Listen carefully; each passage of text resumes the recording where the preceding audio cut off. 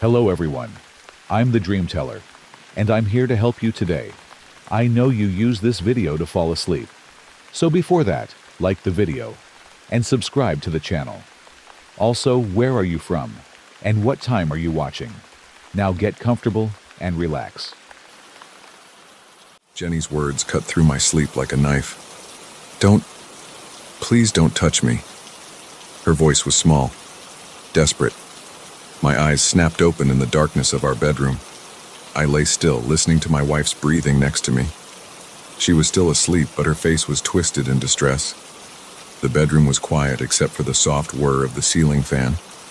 Then I noticed the blankets at the foot of our bed. They lifted slightly like someone was gently pulling them up. But there was nothing there. My heart started pounding against my ribs. The movement wasn't from the fan. It was too deliberate, too focused in one spot.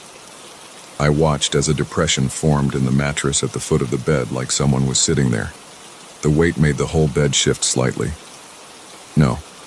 Stay back," Jenny mumbled, turning her head on the pillow. Her eyes were still closed, but her fingers clutched at the sheets. I wanted to wake her, but my body wouldn't move. My throat felt tight, like I was being choked. The depression in the mattress deepened. Whatever was sitting there was getting heavier. A car drove past outside, its headlights sweeping across the room through the blinds. For just a second, I thought I saw a shadow where nothing should be, a darker patch of darkness at the foot of our bed. But when the light faded, there was nothing visible there, just the blankets, still pulled up in that unnatural way. My hands were shaking as I reached for the bedside lamp. I had to see what was happening. But before I could turn it on, Jenny's whole body went rigid beside me. "Get out," she said in her sleep. Her voice was different now, angry instead of afraid. "This isn't your place. You need to leave." The depression in the mattress vanished. The blankets settled back into place, but the temperature in the room dropped so fast I could see my breath clouding in front of my face. Jenny's eyes flew open and she sat up with a gasp. "What's wrong?" she asked, looking at my face. "You're white as a sheet." I told her what had happened, watching her expression change from confusion to fear as she remembered fragments of her dream. She said she'd been dreaming about her grandmother, not her real grandmother who died when Jenny was in college, but a twisted version that kept trying to climb into bed with us. We didn't sleep the rest of that night. We sat up with all the lights on, drinking coffee and trying to convince ourselves it had just been a dream affecting us both somehow. But we knew it wasn't true. Something had been in our room. The next few nights were quiet. Too quiet. Like something was holding its breath, waiting. Jenny started taking sleeping pills to avoid the dreams, but I could tell they weren't working completely. She would twitch and mutter in her sleep, her face drawn with tension. I installed a motion-activated camera at the foot of our bed. The first 2 nights, nothing showed up on the footage, but on the third night at exactly 3:47 a.m., the camera's infrared light turned on, detecting movement. The video showed the blankets moving on their own, rising and falling like someone was breathing under them. The temperature reading in the corner of the frame dropped from 72 degrees to 45 in less than a minute. I didn't show Jenny the footage. She was already having trouble sleeping, and I didn't want to make it worse. Instead, I started researching. I read everything I could find about sleep paralysis, shared dreams, and supernatural encounters. Most of it was useless, just stories from people trying to explain away their fears. But one account caught my attention. A woman in Oregon described almost exactly what we were experiencing. She said it started after her mother died, and the presence would sit on her bed every night at the same time. It never hurt her, but it seemed to be waiting for something. She finally got rid of it by having her house blessed by a local priest. I'm not religious, but I was desperate enough to try anything. I called several churches in our area, finally finding an elderly priest who listened to my story without judgment. Father Martinez came to our house the next day. He walked through each room slowly, sprinkling holy water and reciting prayers in Latin. When he reached our bedroom, he stopped at the foot of the bed. His hands were trembling as he made the sign of the cross. "There was something here," he said quietly. "Something old. But it's not evil, just lost. Sometimes spirits get confused, especially if they had a strong connection to a place or person in life. That night, Jenny had another dream, but this time when she talked in her sleep, her voice was calm. "It's okay," she said. "I understand now. You can go home." The temperature dropped again, but not as severely as before. I felt a breeze pass through the room like someone walking quickly past me. Then Jenny sighed in her sleep and rolled over, peaceful for the first time in weeks. We never felt the presence again after that night. Jenny remembered more of her dream the next morning. She said her grandmother, her real grandmother this time, had come to explain. The spirit wasn't trying to harm us. It was another woman who had lived in our house decades ago.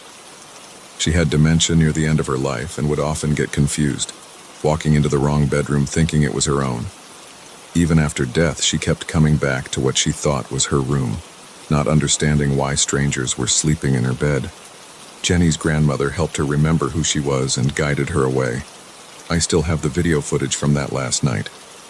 If you watch carefully, you can see two sets of footprints form briefly in the carpet before fading away. One shuffling and uncertain, the other steady and sure, leading the first toward the door. We kept the house, but we rearranged our bedroom. The bed is against a different wall now, and we painted the room a new color. Not to keep spirits away, we're not afraid anymore, but to make the space truly ours. Sometimes on quiet nights I think about that confused spirit and feel grateful for Jenny's grandmother helping her find peace. It would be easy to tell this story as a ghost story, to focus on the fear and uncertainty we felt. But in the end, it wasn't about fear at all. It was about compassion, about helping a lost soul find its way home. Jenny doesn't have nightmares anymore. She sleeps peacefully through the night, and the foot of our bed stays undisturbed. But every now and then, when I wake up at 3:47 a.m., I whisper a quiet thank you to both grandmothers, the one who helped and the one who needed helping. Then I roll over and go back to sleep, knowing our room belongs to us alone. We still live in that house. The motion sensor camera is still running, but it hasn't picked up anything unusual in months. The temperature stays steady through the night. The only movements in our bedroom are the normal ones. Cats walking across the floor, shadows from passing cars, the gentle rise and fall of blankets as we breathe. Life has returned to normal, or as normal as it can be after an experience like that. We don't talk about it much anymore, but we haven't forgotten. How could we? Some experiences change you forever, even if the change is subtle. I still wake up sometimes in the middle of the night, my heart racing from half-remembered dreams. But now, instead of fear, I feel a strange sense of peace. The foot of our bed is just the foot of our bed. No depressions in the mattress, no mysterious movements in the blankets. Jenny says she sometimes dreams of her grandmother, but they're good dreams now. They sit together in a sunny kitchen drinking tea and talking about nothing in particular. When she wakes up, she smiles and squeezes my hand. We've learned to live with the memory of those strange nights. We've made peace with the idea that there are things in this world we can't fully understand, but we're not looking for answers anymore. Sometimes it's enough just to know that, even in the darkest moments, there's always a way back to the light. The motion sensor camera is still running, its red light blinking steadily in the corner of our room. Sometimes I think about taking it down, but I leave it up. Not because I think we'll need it again, but because it reminds me that even in our most rational moments, we should stay open to the inexplicable. Our bedroom is different now. We've made it our own space, filled with our own memories. The old spirit's confusion is gone, replaced by the comfortable familiarity of our life together. And if sometimes, late at night, I think I hear footsteps in the hallway or feel a slight chill in the air, I don't panic anymore. Instead, I listen to Jenny's steady breathing beside me, watch the moonlight make patterns on our walls, and remember that every story, even the strangest ones, eventually finds its end. Our ghost story ended not with terror or tragedy, but with understanding and peace. The digital clock still glows in the darkness, marking the hours as they pass. But 3:47 a.m. is just another time now, no more significant than any other. And that perhaps is the greatest piece of all, knowing that even the most haunting moments can fade into memory, leaving us changed but not broken. Life goes on in our house. We wake up each morning, make coffee, go to work, come home, and sleep in our bed without fear. The only presence in our room now is our own, and that's exactly how it should be. Sometimes late at night when I can't sleep, I think about writing down this story. But then I realize that some experiences don't need to be preserved in writing. They live on in the quiet moments, in the peaceful nights, in the understanding that sometimes the scariest things aren't scary at all. They're just lost, looking for their way home. And so our life continues, marked not by the strange events of those few weeks, but by the ordinary moments that make up our days. We've found our peace with what happened, and that peace is stronger than any fear we felt during those dark nights. The foot of our bed is just the foot of our bed now, and that's enough.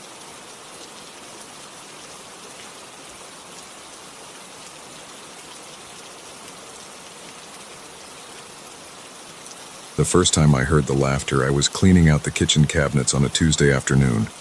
It wasn't funny laughter. It was wrong. The sound hit me like ice water down my spine, deep, guttural, and somehow wet. No one should have been in my garage. I live alone in a small house on the outskirts of Portland, Maine. My nearest neighbor is a quarter-mile down the road. I'd moved here 6 months ago after my divorce, wanting the isolation. The garage sits detached from the house, connected by a covered walkway. The previous owner had used it as a workshop. That afternoon, I was going through the motions of my usual cleaning routine. Martha, my ex-wife, used to say I was obsessive about keeping things organized. Maybe she was right. But the routine helped keep my mind off things. The empty house, the silence, the memories. I had just finished wiping down the inside of the upper cabinets when I heard it. A low chuckle at first, then building into that wet, gurgling laugh. It seemed to echo off the garage walls, carrying through the thin door that connected to the kitchen.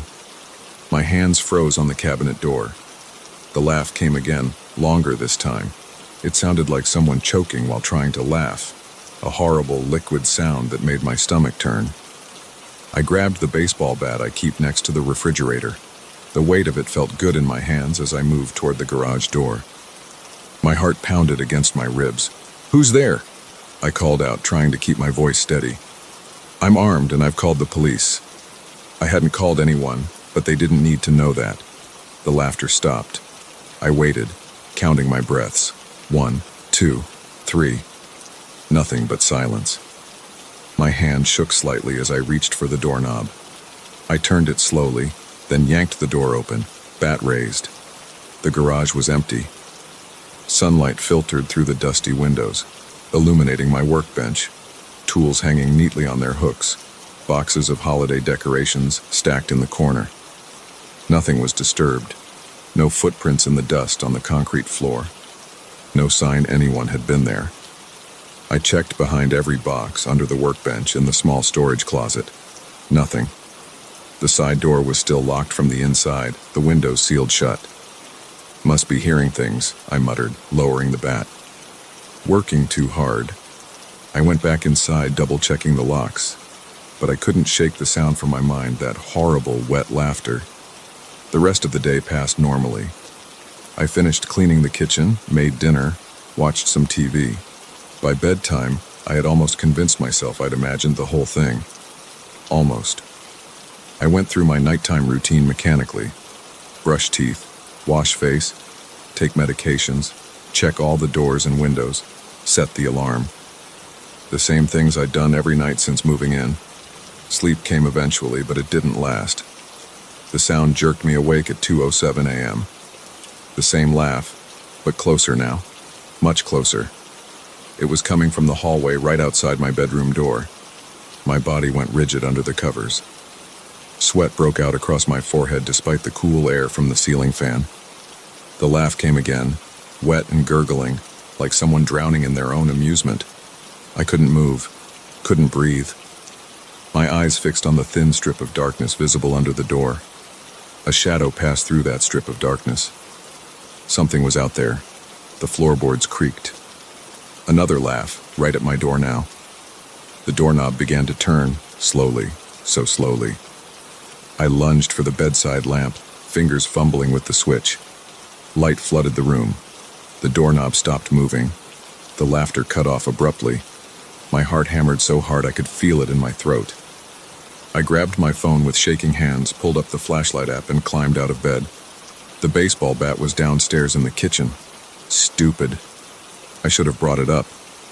I stood there for what felt like hours, staring at the door, phone gripped tight in my sweating palm. The silence stretched out, broken only by my ragged breathing. Finally, I gathered my courage and yanked the door open. The hallway was empty. The motion-activated nightlight cast a pale glow over the hardwood floor. Nothing moved in the shadows. I checked every room upstairs, then went down to the first floor. Everything was locked. The alarm system showed no signs of entry, but I knew what I'd heard. I spent the rest of the night in the living room with every light on, bat across my lap, jumping at every creak and groan of the old house settling. Morning came eventually. In the harsh light of day, I felt foolish. Stress and isolation playing tricks on my mind, that's all it was. I needed to get out more, maybe start dating again. I called in sick to work and spent the day installing more security cameras, adding motion sensors, replacing the old locks with heavy-duty deadbolts. The hardware store clerk gave me odd looks as he rang up my purchases, but I didn't care. That night, I double-checked every lock, tested every camera, and went to bed with the bat propped against my nightstand. I left the bedside lamp on. Sleep came in fits and starts. Every sound jolted me awake. The furnace kicking on, branches scratching against the windows, the ice maker dropping cubes. At 2:07 a.m., the laughter started again. This time it came from inside my closet. The sound was different now, still wet and gurgling, but with a new edge to it, almost hungry. I lay frozen in bed, staring at the closet door. It was closed, but I could see movement in the gap underneath, something shifting in the darkness beyond. The laughter grew louder, more insistent. The door began to vibrate slightly in its frame. I grabbed the bat and phone, backing toward my bedroom door. My hands shook so badly I nearly dropped both. The closet door started to open. I ran, down the hallway, taking the stairs 2 at a time, nearly falling in my panic. The laughter followed, echoing off the walls, seeming to come from everywhere at once. I made it to the kitchen, fumbling with my car keys. I had to get out, The laughter stopped. In the sudden silence, I heard something wet hitting the floor behind me. Slow, heavy drops, drip, drip, drip. I turned around. The kitchen was empty, but there on the floor, dark, glistening spots leading from the doorway to where I stood. I touched one with trembling fingers. It was warm and sticky. The laughter erupted again right next to my ear, hot, wet breath on my neck. I ran out of the house in my pajamas, jumped in my car, and drove. I didn't stop until I reached the 24-hour diner on the edge of town. The fluorescent lights and smell of coffee helped calm my racing heart. The elderly waitress didn't bat an eye at my appearance, just poured me a cup of coffee and left me alone in my booth. I spent the rest of the night there, planning my next move. I couldn't go back to the house, not alone, but who would believe me? When dawn broke, I called Mike, my oldest friend from college, who lived a few hours away. He was a contractor who'd helped me fix up the house when I first moved in. "I need your help," I said when he answered. "Something's wrong with the house." Mike arrived that afternoon. He listened to my story without interrupting, then helped me do a thorough inspection of the house. We checked every corner, crawl space, and vent. Found nothing. "Could be raccoons in the walls," he suggested. "They can make some weird noises." I didn't bother arguing. How could I explain the wet footprints, the breath on my neck? Mike agreed to stay a few days to help figure things out. We set up camping cots in the living room, safety in numbers. The first night passed quietly, so did the second. On the third night at 2:07 a.m., the laughter started again. It woke us both. Mike sat up on his cot, eyes wide. "What the hell is that?" The sound came from the kitchen, that horrible, wet, gurgling laugh. "You hear it too?" I whispered. Mike nodded slowly. That's not raccoons. We grabbed our phones and the bat, moving toward the kitchen. The laughter grew louder with each step. The kitchen was dark. The motion sensor light should have activated when we entered, but it remained dead. The laughter seemed to fill the room now, bouncing off the walls, making it impossible to tell where it was coming from. Mike fumbled for the light switch. Nothing happened. "Power's out," he said, voice tight. Our phone lights carved weak circles in the darkness. The beams caught something moving near the ceiling, a darker shadow against the shadows. The laughter stopped. In the sudden silence, we heard something moving across the ceiling. Not footsteps, more like something dragging itself overhead, leaving wet trails behind. A drop of warm liquid hit my shoulder. "Run," Mike said. We bolted for the front door. Behind us, the laughter erupted again, closer now, pursuing us into the night. We didn't stop running until we reached Mike's truck. The engine roared to life and we peeled out of the driveway, gravel spraying behind us. In the rearview mirror, I saw something standing in my doorway, a darker shape against the darkness. It raised one long, twisted arm in farewell. Then it laughed. We drove straight to Mike's house. His wife Sarah didn't ask questions when we showed up at 3 a.m., just made up the guest room and poured us both stiff drinks. The next day, Mike called in some favors. A priest came to bless the house. A paranormal investigator set up cameras and recording equipment. An old woman who claimed to sense spirits walked through every room, burning sage and muttering prayers. None of them found anything concrete. The cameras showed nothing but ordinary shadows. The recordings picked up no ghostly voices. The spirit-sensitive woman just shook her head and said the house felt heavy. But they all agreed on one thing. Whatever was in that house wasn't natural. I put the house up for sale the next day. Let someone else deal with it. I moved in with Mike and Sarah temporarily while looking for a new place closer to town. The realtor called a week later. No one was interested. The house had a reputation now. Stories about strange noises, wet footprints, mysterious laughter in the night. So here I am, stuck with a house I can't sell and can't live in. I drive by sometimes, always during daylight hours. It looks perfectly normal from the outside, just another aging New England home needing some paint and minor repairs. But sometimes when I drive past at night, I see lights moving inside even though the power's been shut off. And once, just once, I heard that familiar wet laugh floating on the night air. I keep driving now. I don't slow down anymore to look. But sometimes, in my dreams, I'm back in that kitchen, watching dark drops fall from the ceiling, listening to that horrible laughter getting closer and closer. And sometimes, on very quiet nights, I wake at exactly 2:07 a.m., straining my ears, half expecting to hear that sound again. So far, it hasn't found me, but I keep the baseball bat next to my bed just in case, and I never ever laugh at night anymore.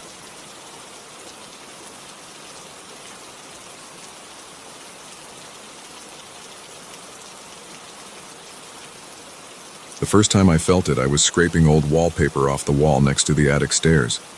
A wave of heat pressed against my back, like standing too close to a space heater. I turned around. Nothing was there. Just the empty hallway and the worn wooden steps leading up to the attic. I went back to work. The heat returned, stronger this time, along with a pressure between my shoulder blades, like someone standing right behind me, breathing down my neck. That was 3 weeks ago. Now I'm sitting at my kitchen table at 3 a.m., staring at a stack of old family photos I found in the attic, and my hands won't stop shaking. I inherited this house from my great-aunt Martha 6 months ago. I never knew her well. She was the family recluse, the odd sister who never married and rarely left the property. When her lawyer called to tell me I was her sole heir, I was shocked. I'd only visited the house twice as a kid, and the memories were vague. Creaky floors, musty rooms, and Martha shuffling around in her slippers, muttering to herself. The house needed work. A lot of work. The wiring was ancient, the plumbing leaked, and every surface was covered in decades of grime and peeling wallpaper. But property values in the area were rising, and I figured I could fix it up and sell it for a decent profit. I took a leave of absence from my IT job and moved in with just the essentials: my tools, a mattress, and my laptop. The first 2 weeks were normal. I stripped wallpaper, patched holes, and updated the electrical system. The work was tedious but straightforward. Then came that day by the attic stairs. After the second time I felt the heat and pressure, I convinced myself it was just a draft or my imagination. Old houses make weird air currents, right? But it kept happening. Every time I worked near those stairs, the same sensation would creep up on me. The heat would start gradually, then build until sweat ran down my back. The pressure would increase until I could barely stand it, like someone pressing their full weight against me. I started avoiding that section of the hallway. I'd take the long way around to reach the other rooms. I told myself I was being ridiculous, but I couldn't shake the feeling that something was watching me from those stairs. Last night I finally forced myself to climb up to the attic. I needed to check the insulation anyway, and I was sick of letting this weird fear control me. I grabbed my flashlight and toolbox and started up the steps. The heat hit me halfway up. My shirt stuck to my back instantly. The pressure came next, so strong I had to grab the railing to keep from stumbling backward. My flashlight beam bounced off dusty boxes and old furniture. The air was thick with decades of accumulated dust. I pushed through the sensation and made it to the top. The attic was huge, running the full length of the house. Boxes and trunks were stacked everywhere, along with sheet-covered furniture and piles of yellowing newspapers. I spotted a box labeled Photos and grabbed it, thinking maybe I'd find some old pictures of the house to guide my renovation. The box was full of albums and loose photographs spanning at least 50 years. I brought them downstairs to the kitchen where the light was better. Most were typical family photos, picnics, holidays, birthdays. But then I found one that made my blood run cold. It was a photo of the attic stairs, taken from the hallway below. The image was faded and slightly blurry, probably from the 1970s based on the wood paneling visible on the walls. But what caught my eye was the dark figure standing halfway up the steps. At first I thought it was just a shadow or a problem with the photo. But the more I looked, the more distinct it became. It was definitely human-shaped, but completely black, like a silhouette cut from dark paper. The figure appeared to be facing down toward the camera. My hands started shaking. I dug through the rest of the photos. There were more, many more. Different years, different times of day, different angles, but in every photo of those stairs, that dark figure was there. Always in the same spot, always facing down. I found a photo dated 1962 that showed a family gathering. The stairs were visible in the background, and there was the figure. 1975, Martha's birthday party. The figure stood on the stairs behind the celebrating group. 1989, a Christmas morning photo. The figure lurked in the shadows of the stairwell while children opened presents in the foreground. Some of the photos had notes on the back. Most were just dates and names, but one caught my eye. It was another shot of the stairs, this one from 1983. Martha's handwriting on the back read, "It never leaves that spot. I've learned to live with it." I spent the next few hours spreading photos across the kitchen table, arranging them chronologically. The figure first appeared in photos from 1960, right after Martha moved into the house. It was in every single photo of the stairs taken after that date, always the same position, always watching. My rational mind tried to find explanations, a trick of light and shadow, a fault in the camera, Martha playing some kind of decades-long prank. But I knew what I'd felt on those stairs, the heat, the pressure, the sensation of being watched.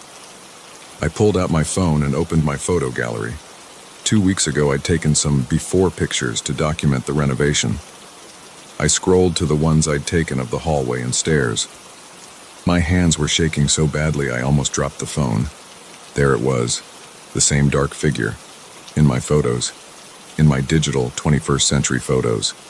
The sound of creaking wood made me jump. It came from upstairs, from the direction of the attic stairs. I sat absolutely still, barely breathing. Another creak, like someone shifting their weight on old boards.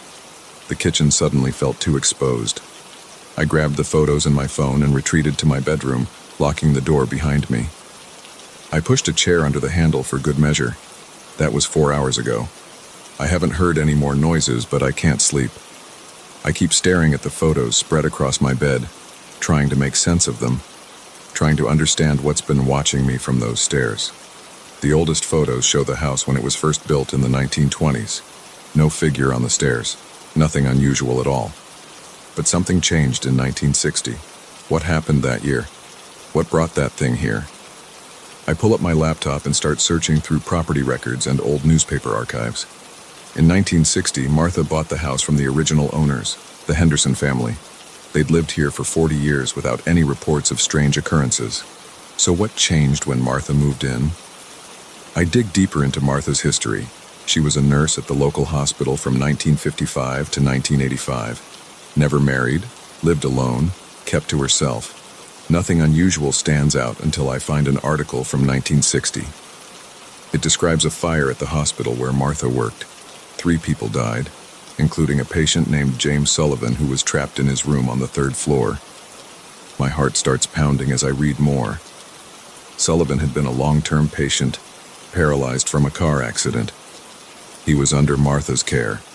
According to the article, she tried to reach him during the fire, but was pushed back by the heat and smoke. She watched from the stairs as his room burned. The stairs. She watched from the stairs. I think about the figure on my attic steps. The way it always faces down, watching. The heat I feel whenever I get close. The crushing pressure. Like someone desperately trying to move, to push through an invisible barrier. The sun is coming up now. In a few hours, I need to call a contractor about the electrical work in the upstairs hallway. Part of me wants to sell the house immediately, to run from whatever entity has attached itself to those stairs. But I keep thinking about Martha's note. I've learned to live with it. She stayed in this house for over 50 years, sharing it with whatever stands on those stairs. Did she feel guilty about not saving Sullivan? Did she understand that his presence wasn't meant to be threatening, but watching, waiting, remembering?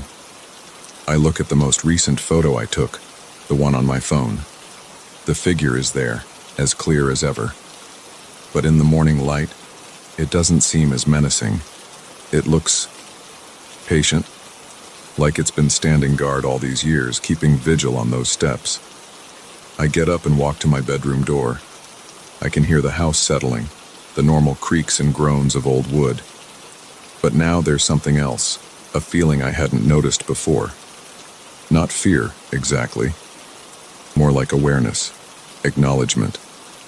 I unlock the door and step into the hallway. The attic stairs are visible at the end of the corridor. I take a deep breath and walk toward them. The heat starts immediately, but I don't fight it this time. The pressure builds between my shoulder blades and I let it come. I stop at the bottom of the stairs and look up. I can't see anything unusual, but I know it's there. Watching. Waiting. Maybe that's all it's ever done. Good morning, I say quietly, feeling slightly ridiculous talking to an empty staircase. I'm going to be working on the wiring today. I hope that's okay. The pressure on my back eases slightly. The heat fades to a gentle warmth like sunlight through a window. I take that as a yes. I've been in this house for 6 months now. The renovation is almost complete, but I'm not sure I want to sell anymore. There's something about this place, about the presence that shares it with me. Martha understood that. Maybe that's why she left it to me. I head to the kitchen to make coffee, already planning my work for the day. The stairs creak behind me, but I don't turn around. Some things I'm learning are better left unobserved. Some presences are meant to be felt, not seen. The figure will be there when I pass the stairs again, standing its eternal watch. The heat will come, and the pressure, and I'll know I'm not alone in this house. It's not exactly comfort, but it's something close to it. A shared vigil, a quiet understanding. I pour my coffee and look out the kitchen window at the rising sun. In a few hours, the contractor will arrive, and I'll have to explain why we need to work around the attic stairs, why that section of the hallway needs to stay exactly as it is. I'm not sure what I'll say. How do you explain sharing your house with a shadow? But that's a problem for later. For now, I sit with my coffee and listen to the old house wake up around me. Somewhere above, On the attic stairs, my unusual housemate keeps its watch. The morning light streams through the windows, and I feel the familiar warmth on my back, constant as a heartbeat, steady as time itself.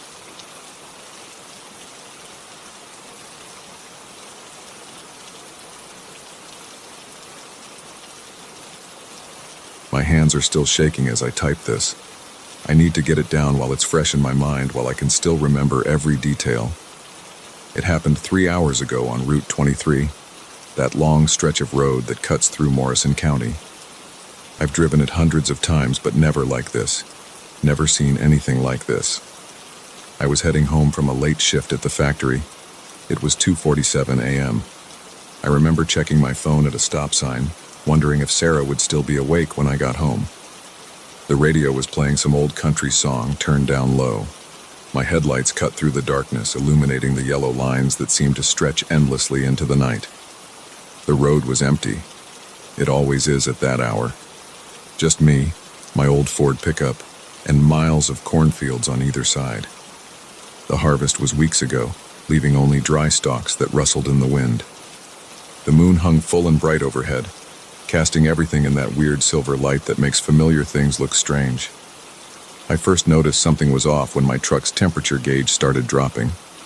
It had been a cool night, maybe 45 degrees, but suddenly the digital readout showed 38, then 35, then 32. My breath started fogging in front of my face. The heater was still running full blast, but it felt like someone had opened all the windows. That's when I saw it in my peripheral vision. Something moving alongside the road, keeping pace with my truck. I was doing about 50 mph, but whatever it was, it matched my speed exactly. At first, I thought it was just shadows playing tricks on me, or maybe a deer running parallel to the road. But deer don't run that fast, and they definitely don't run like that. I slowed down to get a better look. The figure slowed too, staying perfectly aligned with my passenger side window. It was running on 2 legs, but the movement was all wrong. The stride was too long, too fluid, like watching someone move underwater, except at highway speeds. My headlights caught it full on when I turned slightly to the right. The figure was tall, maybe 7 feet, but thin, impossibly thin. Its skin looked gray in the headlights, but not like human skin. More like wet clay or rubber. No clothes, no hair, just that smooth, uniform surface. Its arms were too long, hanging down past where knees should be, and they didn't swing as it ran. They just trailed behind it like ribbons in the wind. The head was the worst part. It was elongated, stretched back like it was being pulled by some invisible force. Where a face should have been, there was just smooth, featureless gray. No eyes, no mouth, no nose. Just that blank, stretched surface, turned toward me as it ran. I hit the gas hard. The engine roared and my truck lurched forward.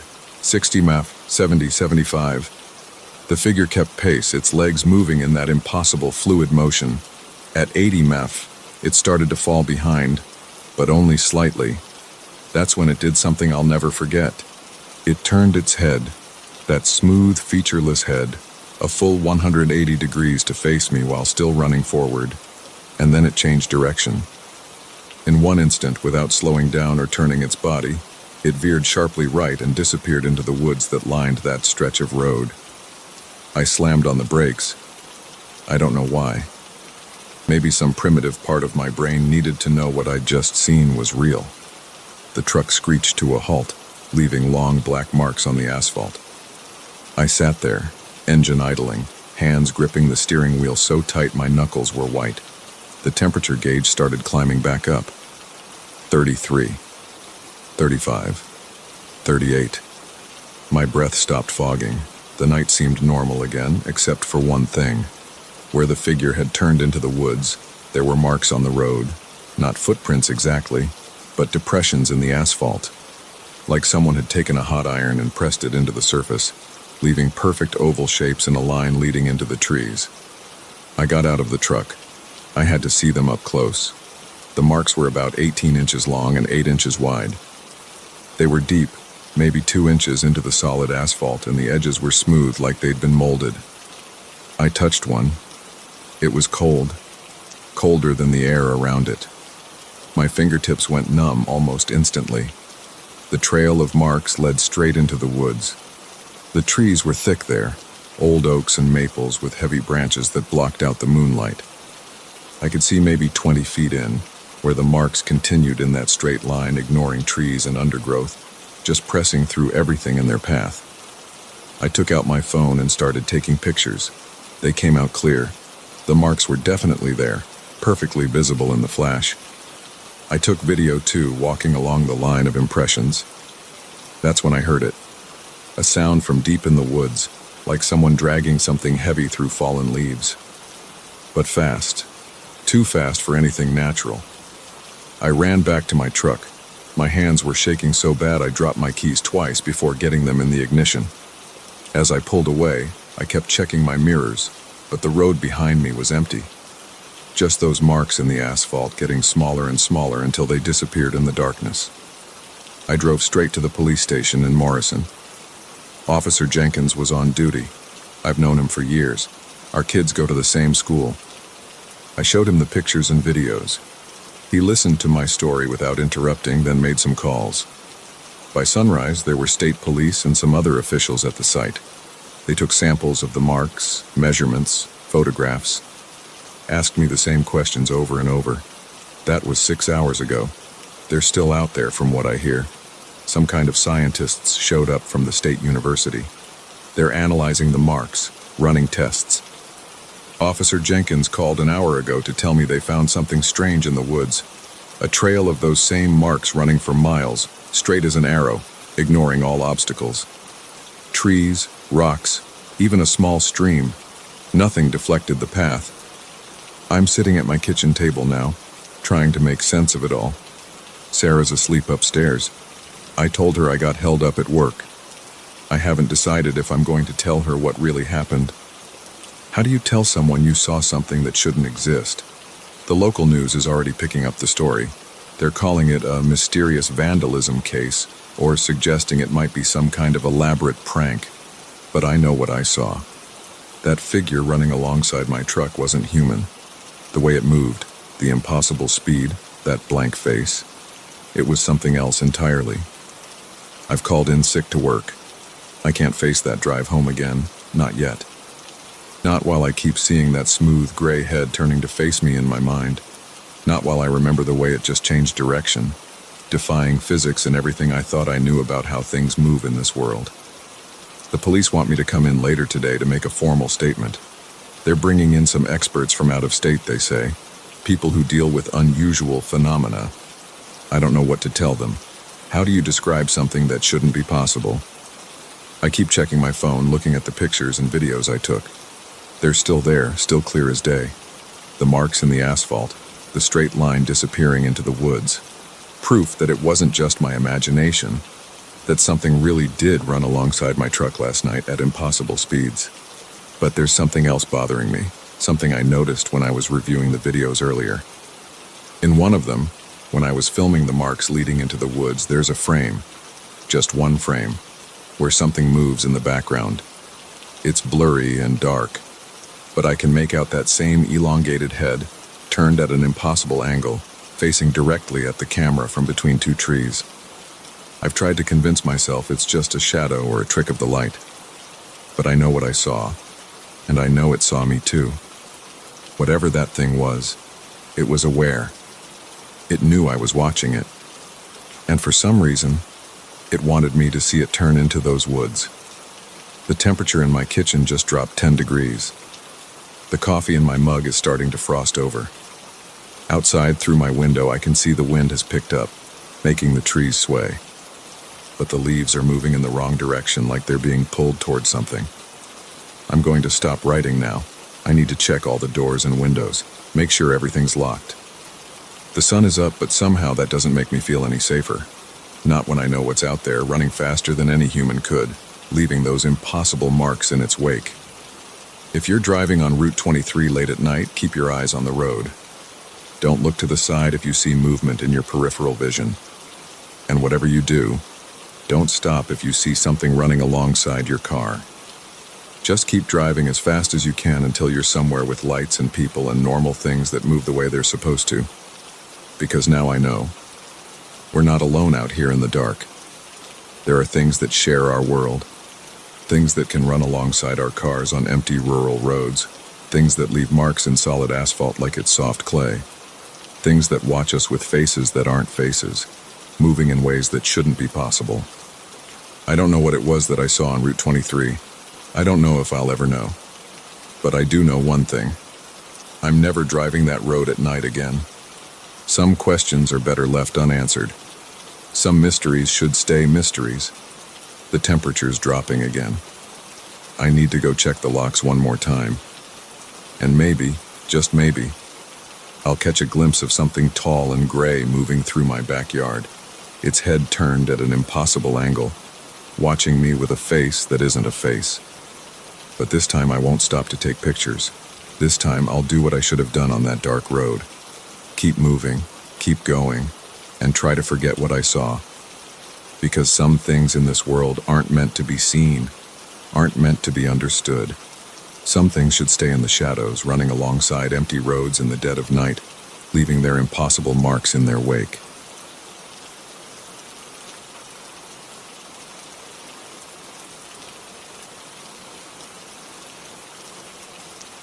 The first thump hit at 3:17 a.m. A heavy footstep on old wood, followed by another and another. Someone was walking down the basement stairs in my brother Dave's house. Except Dave was away on business in Seattle, and I was alone in the house. I sat up in the guest bed, my t-shirt sticking to my back. The steps continued their slow descent. Thump, thump, thump. My phone showed 7 missed calls from my ex-wife and a 12% battery. I'd forgotten to plug it in again. The footsteps reached the bottom of the stairs. A pause. Then they started again from the top. I'd arrived at Dave's place 3 days ago after Karen kicked me out. 3rd time this year. She'd found the empty whiskey bottles I'd hidden in the garage behind the Christmas decorations. Just until I get back on my feet, I'd told Dave over the phone. He'd sighed but said yes. He always did. The footsteps kept their rhythm. Down. Pause. Start again from the top. Down. Pause. Start again. My hands shook as I pulled on my jeans. The guest room was on the 2nd floor, directly above the kitchen. The basement door was in the kitchen. I knew the layout well. I'd helped Dave renovate the place 5 years ago, before the drinking got bad, before Karen started finding bottles. Thump. Thump. Thump. I grabbed my phone's flashlight and the baseball bat from beside the bed. Dave had left it there, just in case, when he showed me the room. The steps creaked under my feet as I moved toward the hallway. Each sound felt too loud, like they were competing with the footsteps below. The kitchen was dark. Moonlight cut through the windows, casting long shadows across the linoleum floor. The basement door stood closed, its outline barely visible in the darkness. The footsteps continued their pattern behind it. My throat was dry. I needed a drink. The thought came automatically, followed by the usual wave of shame. Focus. The footsteps were the problem now. Focus on the footsteps. I pressed my ear against the door. The sounds were clearer now. Heavy boots on wooden stairs, moving with mechanical precision. Down. Pause. Start again from the top. The wood didn't creak like it should under that weight. The steps sounded wrong. My phone buzzed. Karen's name lit up the screen. Not now. I declined the call, and my battery dropped to 11%. The door handle was cold against my palm. I tightened my grip on the bat, thumb finding the worn spot where the tape had peeled away. The footsteps continued their rhythm, oblivious or uncaring about my presence. I pulled the door open. The hinges whined. I should have oiled them when Dave asked last year. The basement gaped below, a mouth of absolute darkness that swallowed my phone's weak light. The footsteps stopped. The silence pressed against my ears. I could hear my own breathing, too fast and shallow. Sweat rolled down my back. The air from the basement carried the smell of old wood and concrete dust. Then the footsteps started again, from the top, but I could see the stairs now, illuminated by my phone. They were empty. My light traced the steps. 14 of them, I remembered that from the renovation. Each one bare wood, unfinished because Dave kept talking about carpeting them someday. Nothing moved on them, but the footsteps descended. Thump, thump, thump. The sound reached the bottom, paused, and began again from the top. My light showed nothing. The stairs were empty, but someone was walking down them, over and over and over. I stepped onto the first stair. The wood creaked under my weight, a different sound from the phantom footsteps. Those were heavier, more final. My phone battery dropped to 10%. Another step down. The footsteps continued their pattern, passing through the space where I stood. No temperature change, no brush of movement, just the sound of boots on wood. 3 steps down. 4. The basement darkness pressed closer. My phone light caught the edges of Dave's workbench at the bottom of the stairs, his tools hanging in neat rows on the wall, everything exactly where it should be. Halfway down now. The footsteps kept their pace, walking through me as they descended. My hands were slick with sweat on the bat and phone. 9 steps down. 10. The battery warning flashed. 9%. The footsteps reached the bottom again, paused, and started their descent once more. I reached the basement floor. Concrete cold through my socks. I'd forgotten shoes. My light swept the space. Dave's workshop took up half the basement, tables lined with projects in various stages of completion. The other half was storage, boxes of holiday decorations, old furniture, Karen's craft supplies from when she used to visit. The footsteps continued above me now. Down. Pause. Reset. Down. Pause. Reset. My phone light caught something on Dave's workbench. A paper, held down by a hammer. Dave's handwriting, rushed but readable. John, had to leave for Seattle early. Business emergency. Make yourself at home, but don't go in the basement. Really important. I mean it. We'll explain when I get back. Dave. The footsteps kept their rhythm. My phone dimmed to save power. 8% battery. I should have gone back upstairs. Should have called Dave. Should have left the house. Should have done anything except what I did next. But I'd spent 3 years making bad decisions. Why stop now? I moved deeper into the basement. The footsteps continued their pattern on the stairs behind me. A metronomic rhythm of boots on wood. My light caught more of Dave's workshop. The tools hung perfectly aligned on their hooks. Level, measured. Dave had always been the methodical one. Something was different about the tools. I stepped closer. Each tool was secured to its outline on the wall, but the outlines were wrong. They didn't match the tools. A hammer hung where a saw was outlined. A wrench occupied the space marked for a drill. I reached for the hammer. As my fingers touched the handle, the footsteps stopped. The silence hit like a physical thing. My breath sounded too loud in the sudden quiet. The hammer felt wrong in my hand, too light, like it was hollow. Behind me, a new sound started. Not footsteps this time. The scrape of metal on metal, coming from deep in the storage area. My phone flashed another warning.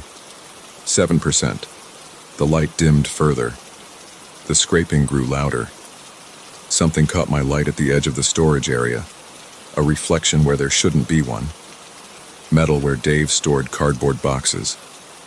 I moved closer. The boxes were wrong.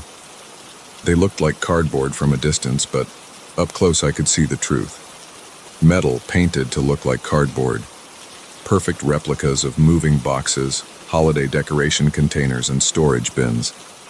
The scraping sound came from behind them. Regular, rhythmic, like the footsteps had been. My phone light showed gaps between the metal boxes, spaces just wide enough to see through. 6% battery. I leaned forward, pressing my eye to one of the gaps. My light revealed more metal beyond, walls of it spanning the space where the storage room should be. The scraping grew louder. Something moved in the darkness beyond the metal walls. Something big. My phone died. The darkness was complete. The scraping stopped.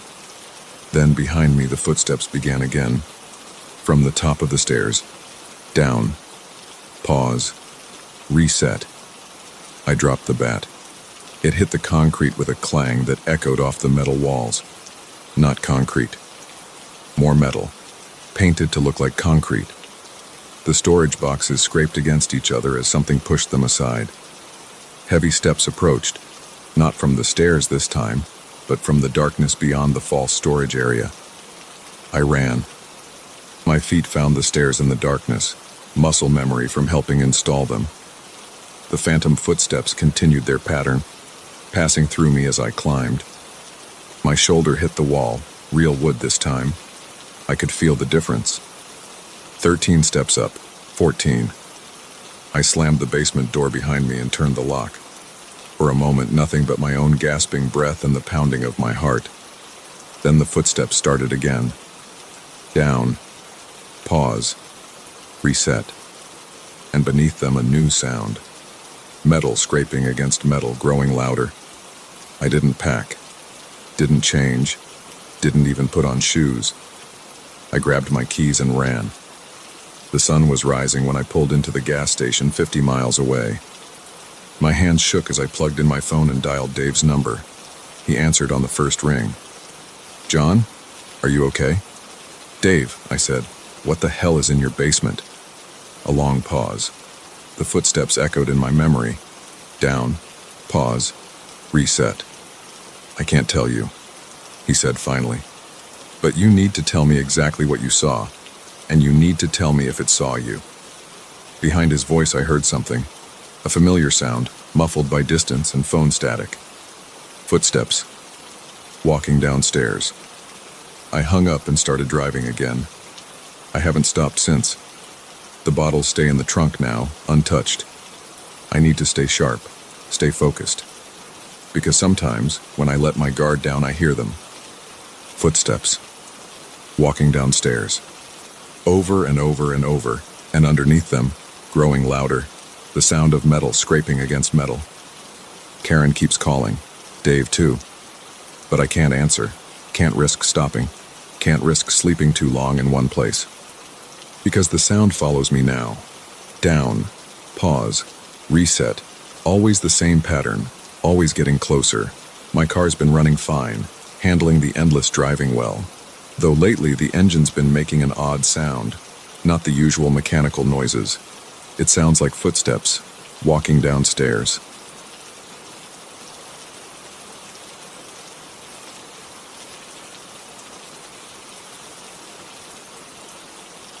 The splintered door hung off its hinges when I pushed it. The creak echoed through the empty field behind my old family home. 25 years since I'd last set foot in this barn, but the musty smell hit me exactly the same. Hay, rust, and something else I couldn't place, something darker. I stood in the doorway, letting my eyes adjust to the dim light filtering through gaps in the wooden slats. Dust particles floated in the air. The barn looked smaller than I remembered, but no less imposing. My real estate agent had insisted I check every structure on the property before listing it, and this was the last one. Just a quick walk-through, I told myself. Then I could get back to Chicago and forget about this place again. The floorboards groaned under my feet as I stepped inside. Broken farm equipment lay scattered around. An old tractor with missing wheels, rusted tools I couldn't name, empty feed bags rotting in corners. Standard abandoned barn stuff. But something made the hair on my neck stand up. A feeling of being watched, maybe, or remembered. I pulled out my phone's flashlight and swept the beam across the walls. That's when I saw the first name. Carved deep into a wooden post, about chest height. Michael P. Below it, Sarah K. More names sprawled across the beam, some so old they'd almost worn away. My hand trembled slightly as I moved the light higher, following the trail of carved letters. Then I froze. There it was, unmistakable. David Reynolds, my name, in my own 12-year-old handwriting. But I had no memory of carving it. None at all. A flutter of movement caught my eye. Something had fallen from the hayloft above, drifting down in the shaft of light from a hole in the roof. I walked over and picked it up. A photograph, old and creased. The image showed a man standing in front of this very barn, but his face had been scratched out with what looked like knife marks. Deep, angry scratches. My throat went dry. I remembered my Aunt Clara's warnings when I was a kid, how she'd grab my arm if I wandered too close to the barn. "That place is cursed," she'd whisper. "Has been since before you were born." We all thought she was just being dramatic, but now I heard a soft thump from above. My pulse quickened. Probably just a bird, I thought. But I swept the flashlight beam up toward the hayloft anyway. More photographs were scattered across the wooden floor up there. Dozens of them. The ladder to the loft looked barely stable, half the rungs missing or rotted through. But I had to know. I tested my weight on the first solid-looking rung. It held. Slowly, I began to climb. The loft smelled worse than below, mold and decay in that same unidentifiable darkness. My flashlight revealed more names carved everywhere, covering every surface. And photographs. So many photographs, spread out like some twisted art installation. All of different people, all with their faces violently scratched out. I picked up another photo. This one was newer than the first, maybe from the 80s based on the clothes. A family posing by a car, their faces obliterated. Another showed what looked like a high school graduation. Another a wedding, all defaced the same way. My foot hit something solid, a metal box, old but not rusted, padlocked shut. I grabbed it and nearly dropped it when I heard another sound from below, like footsteps but dragging. Scraping. I swung the flashlight toward the ladder. Nothing there. But the sound came again, closer. My heart hammered against my ribs. The temperature seemed to drop 10 degrees in an instant. I shoved the box under my arm and scrambled down the ladder, not caring about the creaking wood. My foot went through one rotten rung, but I yanked it free and kept going. The dragging sound followed, but I refused to look back. I burst out of the barn into the late afternoon sun, gasping. The door slammed behind me with a bang that echoed across the empty fields. I stood there for several minutes just breathing, the metal box heavy under my arm. Back in my rental car, I examined the box more closely. The padlock was old but good quality. I'd need tools to open it. I glanced at the barn in my rearview mirror as I drove away. Just weathered wood and broken windows. But something shifted in one of those windows. A shadow, moving when it shouldn't have. I called my Aunt Clara that night from my hotel room. She answered on the first ring like she'd been waiting. "You went in the barn," she said. Not a question. "How did you—" "I told you to sell that place without looking back. Some things need to stay buried, David. I found my name carved in there, Aunt Clara, and photographs, and this box. What the hell happened in that barn?" She was quiet for so long I thought the call had dropped. Then, "It started before you were born. People would go missing, not from our town, but travelers, drifters. No bodies ever found, but sometimes their cars would turn up on the old road behind the farm." My mouth went dry. "What are you saying?" "Your grandfather, he wasn't well, David.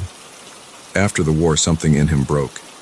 He'd have these episodes where he wouldn't remember things. Days would just disappear. Your grandmother tried to protect him, protect all of us. She locked up the barn, but he always found a way back in." I thought of all those scratched-out faces. My hands started shaking. "The police never proved anything," Clara continued. "But people knew. They stopped coming around. Your father moved us all away when you were 13, told everyone it was for work. But really—" "The box," I said.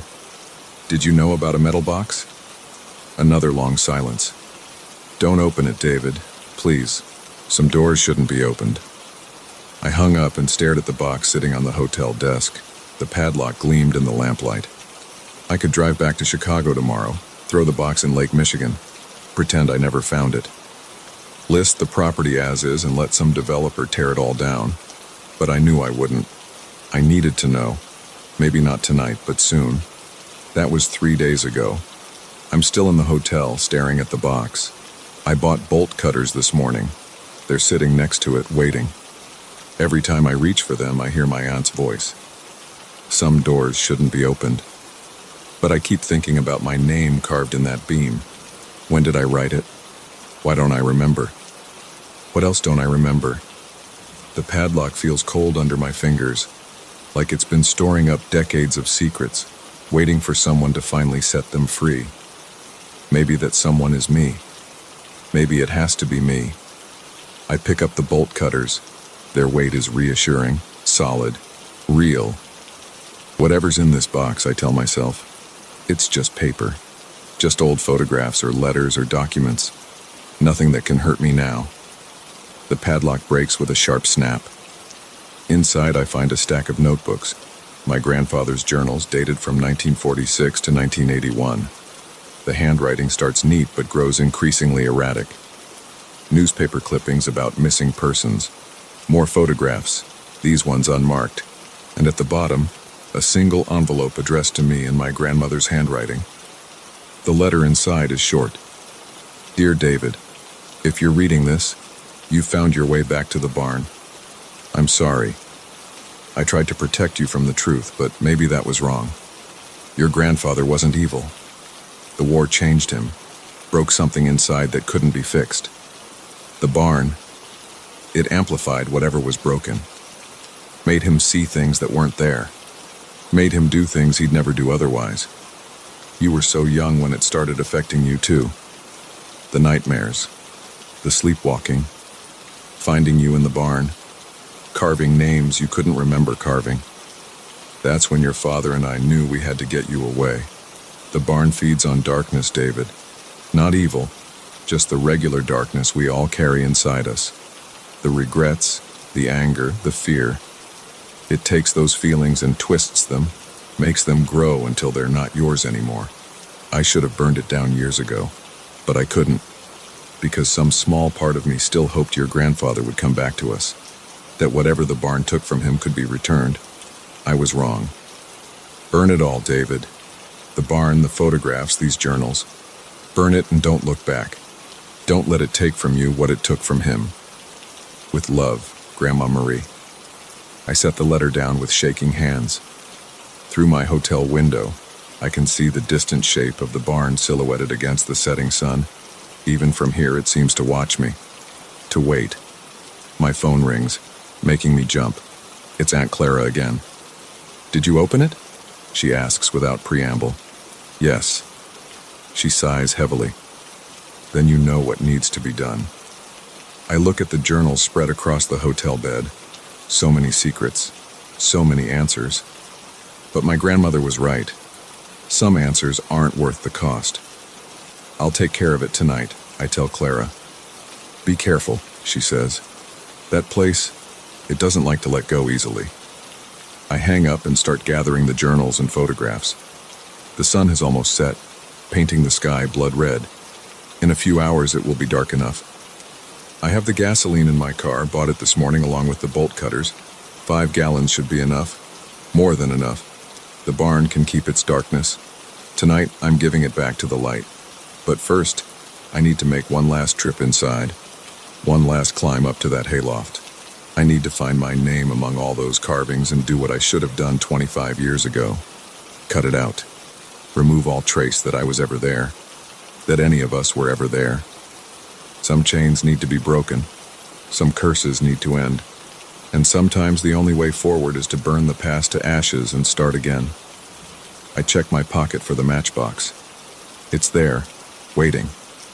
In a few hours, that barn will be nothing but memories and smoke. But for now, I sit in my hotel room, watching the sun sink behind it, watching shadows gather in its broken windows, wondering if, somewhere in those twisted beams and rotting boards, my grandfather's darkness still lingers, still waits. Night is falling. It's almost time.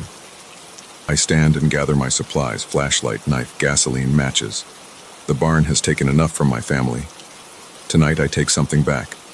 Peace, closure, a clean slate. The sun slips below the horizon. Darkness falls. I grab my car keys. It's time to end this.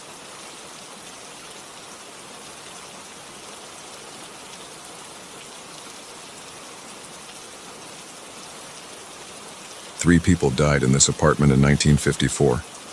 I know this now. I wish I didn't.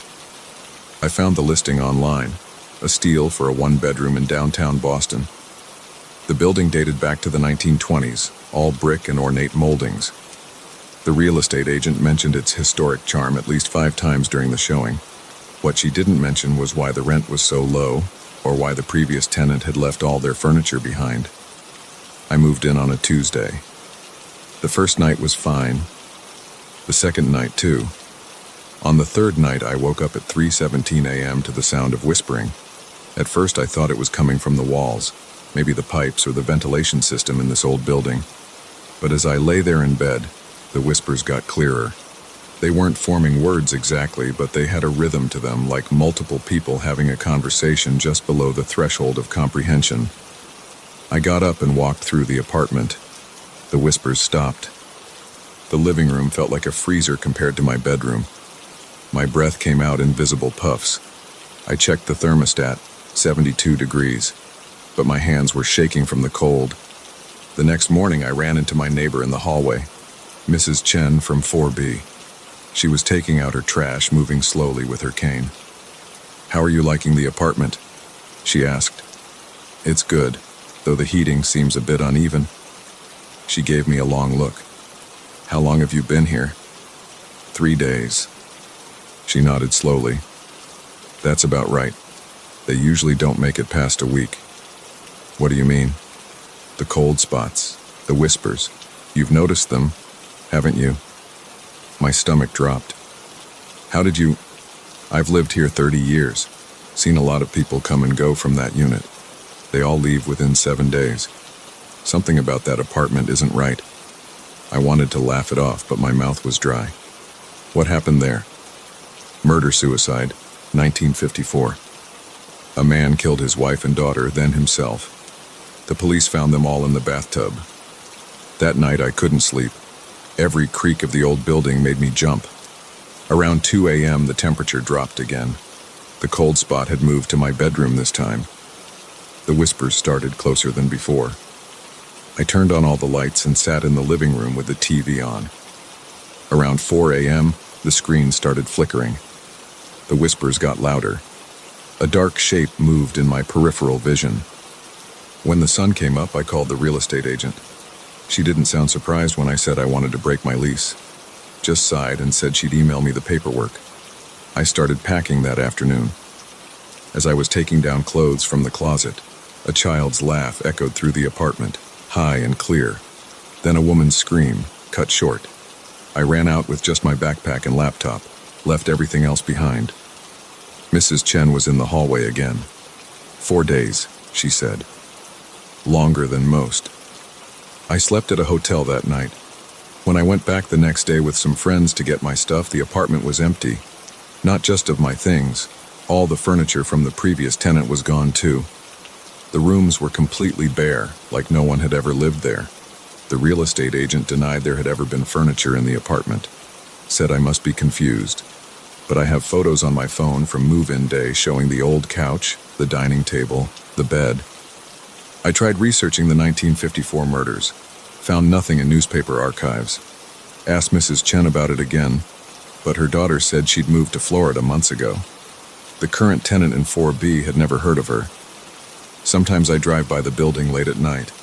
The windows of my old apartment are always dark, but sometimes when I look up at just the right moment, I see shapes moving behind the glass, and even from the street, I swear I can hear whispers. The for rent sign has been up for 6 months now. The price keeps dropping. I wonder how many people have tried to live there since me. How many have lasted the full week? I have a new apartment now, in a different part of the city. Modern building, concrete and steel. No history, no charm, no cold spots. I keep the heat on even in summer, and I never look at apartment listings in historic buildings anymore. But sometimes late at night, I still hear those whispers. Not from the walls or the pipes, from my own memory. And I know that somewhere in that old brick building downtown, in that apartment with the ornate moldings and the low rent, someone else is hearing them too. For the first time. For what will probably be their last week there. because no one ever makes it past 7 days. The ghosts make sure of that.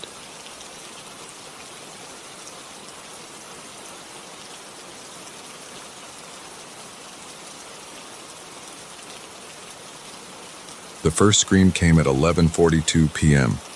I checked my watch because I wanted to note exactly when everything went wrong. I was stacking boxes of auto parts in aisle E47 of the Morgan & Sons warehouse when I heard it. A muffled cry that sounded like someone had their mouth covered. I froze with a timing belt box in my hands. The fluorescent lights buzzed overhead, casting harsh shadows between the tall metal shelves that stretched up toward the ceiling. On the night shift, I was used to being alone with just the hum of the ventilation system and the beeping of the occasional forklift backing up. But this sound was different. Human. Wrong. My first thought was that Jimmy from receiving had hurt himself again. Last month he'd dropped a transmission on his foot and screamed so loud security came running. But Jimmy's shift ended at 10, and besides, this sound was too desperate. I set the box down slowly, trying not to make any noise. The concrete floor felt hard through my steel-toed boots as I stood completely still, listening. For 10 seconds, nothing but the usual warehouse sounds. Then movement caught my eye. A shadow sliding between the shelves 3 aisles over, visible through gaps in the stacked inventory. "Hello?" I called out. My voice echoed off the metal shelving. No response. I should have called security right then. Should have pulled out my phone and dialed the front desk where Mark sat watching his Netflix shows. But something held me back. Maybe the fear of looking stupid if it turned out to be nothing, or maybe just plain old curiosity. Instead, I started walking toward where I'd seen the movement. The wheels of my pallet jack squeaked as I pushed it aside. Each step echoed slightly in the cavernous space. I passed aisle E48, then E49, moving as quietly as I could while scanning between the shelves. The white labels on the boxes seemed to glow in the fluorescent light. Brake pads, fuel pumps, alternators, everything in its assigned place except for whatever was moving in the shadows. Another scream pierced the silence, closer this time and clearly female. It was followed by the sound of boxes falling and a man's voice saying, "Shut up." The words were harsh, angry. My heart started pounding against my ribs. I pulled my phone out, finger hovering over the keypad, but before I could dial, I heard running footsteps coming toward me. I ducked behind a pallet of oil filters just as 2 figures sprinted past the end of my aisle. The first was a woman in a torn blouse, her dark hair wild around her face. Blood ran from her nose and her eyes were wide with terror. Close behind her was a man in dark clothes, reaching for her with gloved hands. They disappeared around the corner toward the loading docks. My hands shook as I tried to dial security. I fumbled and dropped the phone. It clattered on the concrete floor, the sound impossibly loud in the quiet warehouse. I heard the running footsteps stop. "What was that?" The man's voice growled. "Check it out." New footsteps approached, slower, deliberate. I pressed myself against the boxes, hardly daring to breathe. A shadow fell across the floor at the end of my aisle.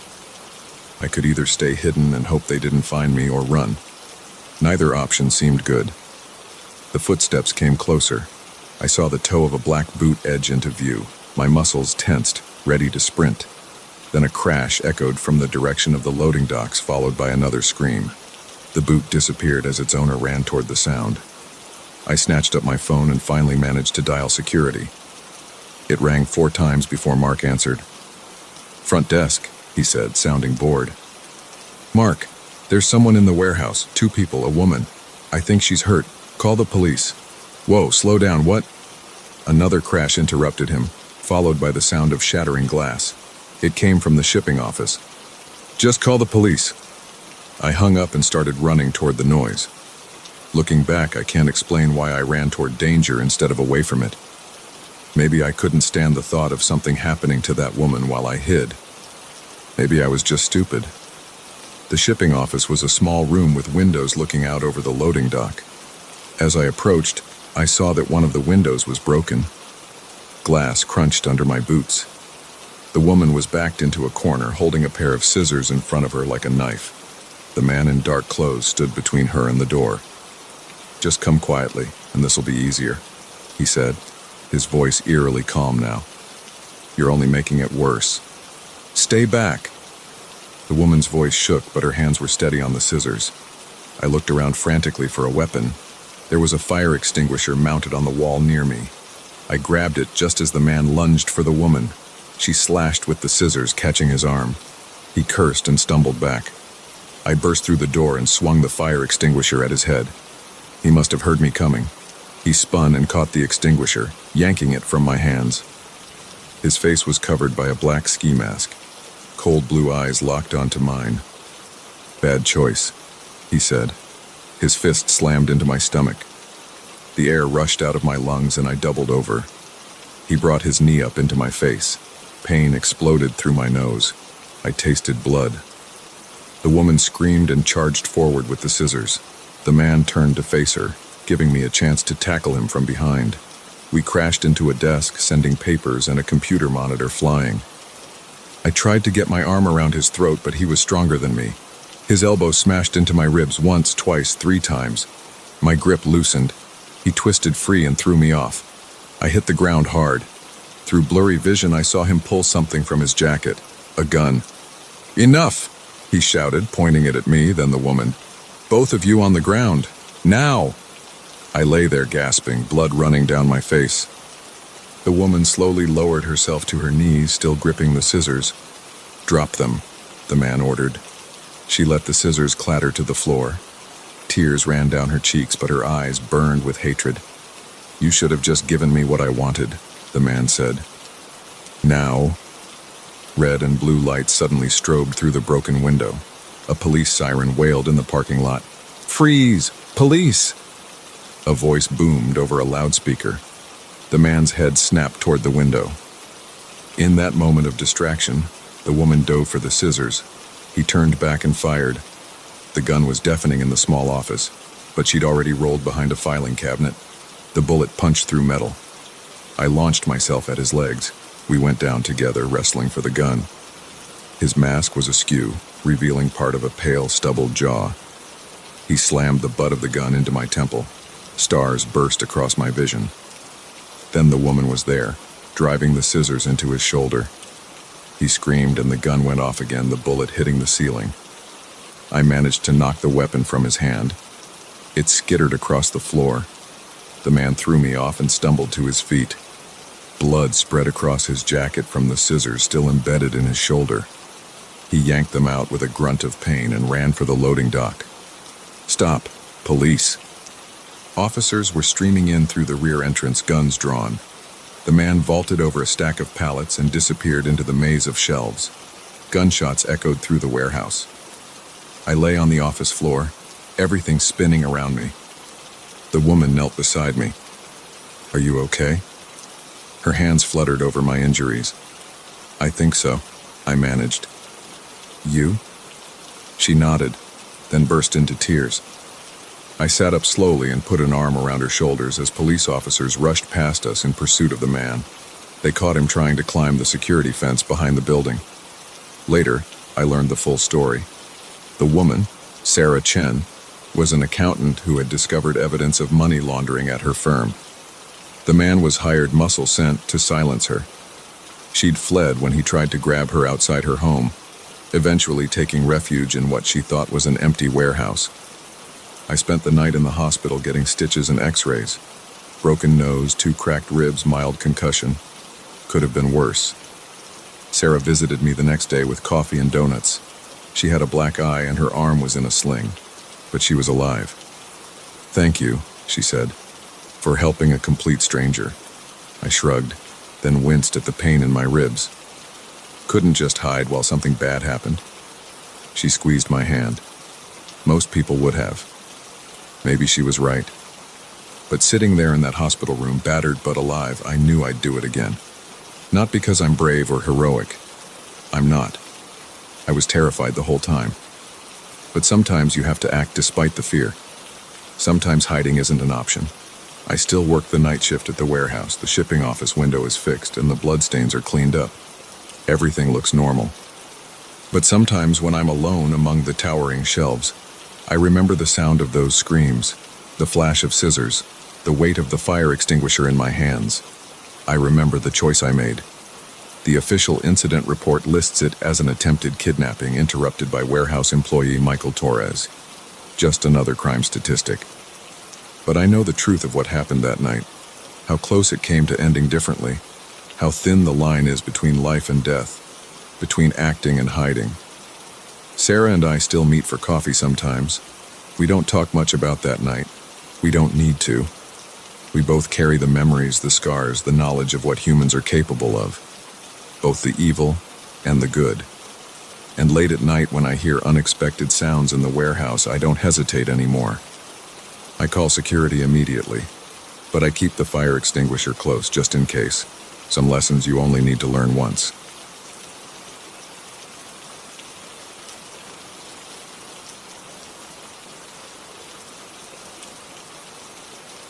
Something was moving outside my window at 3:47 a.m. I know the exact time because I checked my phone when the noise woke me up. It wasn't like any animal sound I'd heard before, not a deer, not a raccoon, not even a bear. The noise came again, a wet, clicking sound followed by something heavy dragging across the ground. I sat up in bed, my heart already beating faster. The rental cabin creaked around me. I'd picked this place specifically because it was isolated, 2 miles down a dirt road from the nearest neighbor, surrounded by dense forest on all sides. Perfect for a weekend of writing and clearing my head after the divorce. Now that isolation felt like a mistake. The sound came closer to my window. Click, click, drag. Click, click, drag. My mouth went dry. I could hear breathing now. Deep, raspy breaths that seemed to rattle in a chest much larger than any local wildlife should have. I reached for the flashlight on the nightstand, knocking over an empty water glass in the process. The glass hit the wooden floor with a loud thunk. The breathing and clicking outside stopped immediately. "Shit," I whispered. The silence stretched out, heavy and expectant. My own breathing sounded too loud in my ears. After 30 seconds of complete quiet, I heard it moving again, but now it was heading around to the front of the cabin. The wooden porch boards groaned under its weight. Based on the sound, whatever was out there had to be at least as heavy as a full-grown man. I stood up slowly, trying to avoid making the floorboards creak. The flashlight felt slick in my sweaty palm. I was wearing just boxers and a t-shirt, and the cool air raised goosebumps on my legs. My phone showed no signal. Of course not. That's why I'd chosen this place. The thing outside moved across the porch with slow, deliberate steps. Each footfall made the old boards groan. It stopped in front of the cabin's front door. I heard that wet clicking sound again, closer now, followed by what sounded like claws scraping against wood. I had two choices. I could stay in the bedroom and hope it went away, or I could try to get a look at whatever was out there. The rational part of my brain said to stay put. But there was another part. The part that made me stop to look at car accidents. The part that made me read about true crime before bed. That needed to know. I crept to my bedroom door and eased it open, wincing at the slight squeak of the hinges. The cabin's main room was dark except for a slice of moonlight coming through the front windows. The scratching at the door had stopped. My bare feet made no sound on the floor as I moved forward. I could see the door now, a solid piece of oak with a small window at head height. The moonlight was bright enough that I should be able to see anything large moving out there. I was 10 feet from the door when a shadow passed across the window. My heart slammed against my ribs. The shadow had been too tall, too wrong in its proportions to be human. I raised the flashlight but kept it off, not sure if I really wanted to illuminate whatever was on the other side of that door. The door handle rattled, not like something was trying to turn it, more like something was testing it, exploring what it was. The rattling stopped and I heard that clicking sound right on the other side of the door, followed by what could have been sniffing. My curiosity finally overcame my fear. I thumbed the flashlight switch and aimed it at the window. Two eyes reflected the beam back at me, but they were all wrong. They were huge, the size of softballs, and they glowed a pale green like a cat's eyes in headlights. But these weren't cat's eyes. They were set too wide apart, and they were looking down at me from at least 7 feet off the ground. I stumbled backward, the flashlight beam jerking away from the window. When I got it aimed back, the eyes were gone, but now I could hear movement on the porch. Lots of movement, like something big was pacing back and forth. The clicking sound came again, but this time I could see what was making it. A long, pale appendage, something between an arm and a tentacle, snaked into view through the window. It was a sickly white color and jointed in all the wrong places. The clicking came from what looked like hard ridges or plates running along its length. The appendage probed at the window frame, testing it. My back hit the kitchen counter.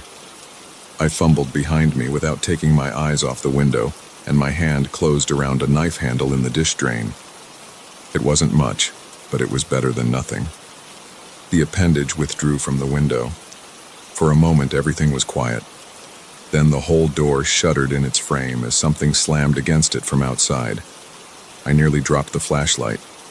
The door held, but another impact made the hinges creak. Whatever was out there was trying to get in, and based on the force of those hits, the door wouldn't hold for long. I ran back to the bedroom, my feet slapping against the floor. I grabbed my phone and car keys, pulled on the first pair of pants I could find, and shoved my feet into my boots without bothering with socks. Another crash from the front door, louder this time, the bedroom window. It was my only way out. I could hear the front door splintering as I wrestled with the window's old paint-stuck frame. It finally came loose with a screech of wood on wood. The cool night air hit my face as I stuck my head out and looked down. The bedroom window was about 6 feet off the ground, a hard landing but survivable. Behind me, I heard the front door finally give way with a crack of breaking wood. I didn't hesitate.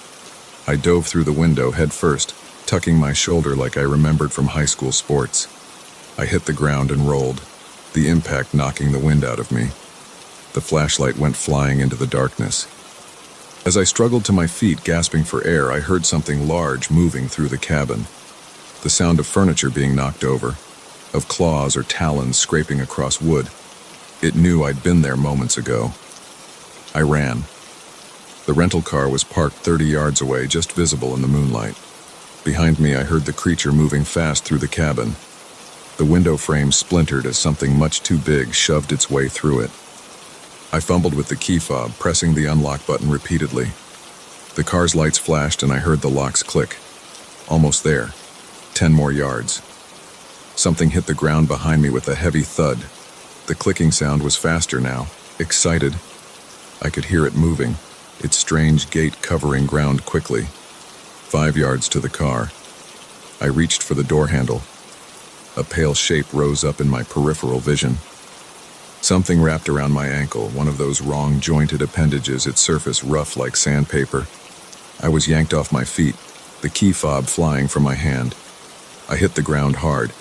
The thing started dragging me backward toward the darkness beyond the car. I kicked out with my free leg and connected with something solid. The grip on my ankle loosened for a moment. I rolled onto my back, pulling the knife from my pocket. In the moonlight, I finally got a clear look at what had me.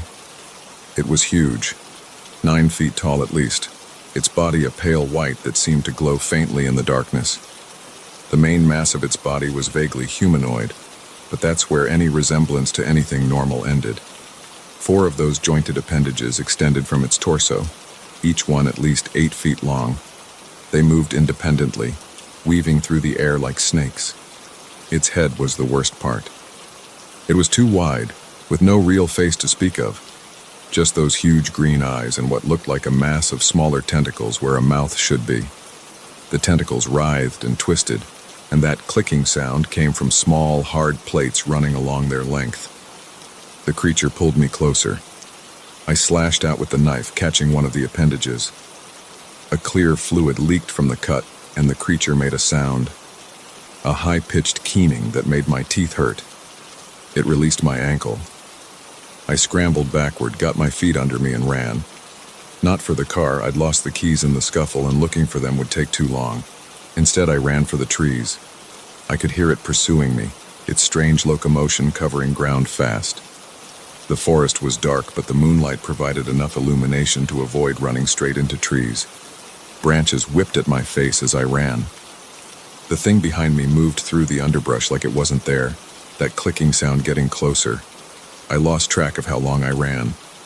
My lungs burned and my legs felt like lead. But I could still hear it behind me, never more than 20 yards back. Sometimes it would get closer and I'd feel one of those appendages swish through the air just behind my head. The ground started to slope upward. I was running uphill now, my already burning legs protesting the extra effort. But I knew this area from hiking earlier. There was an old fire tower at the top of this hill. If I could reach it, maybe I could... I didn't get to finish that thought. My foot caught on an exposed root, and I went down hard.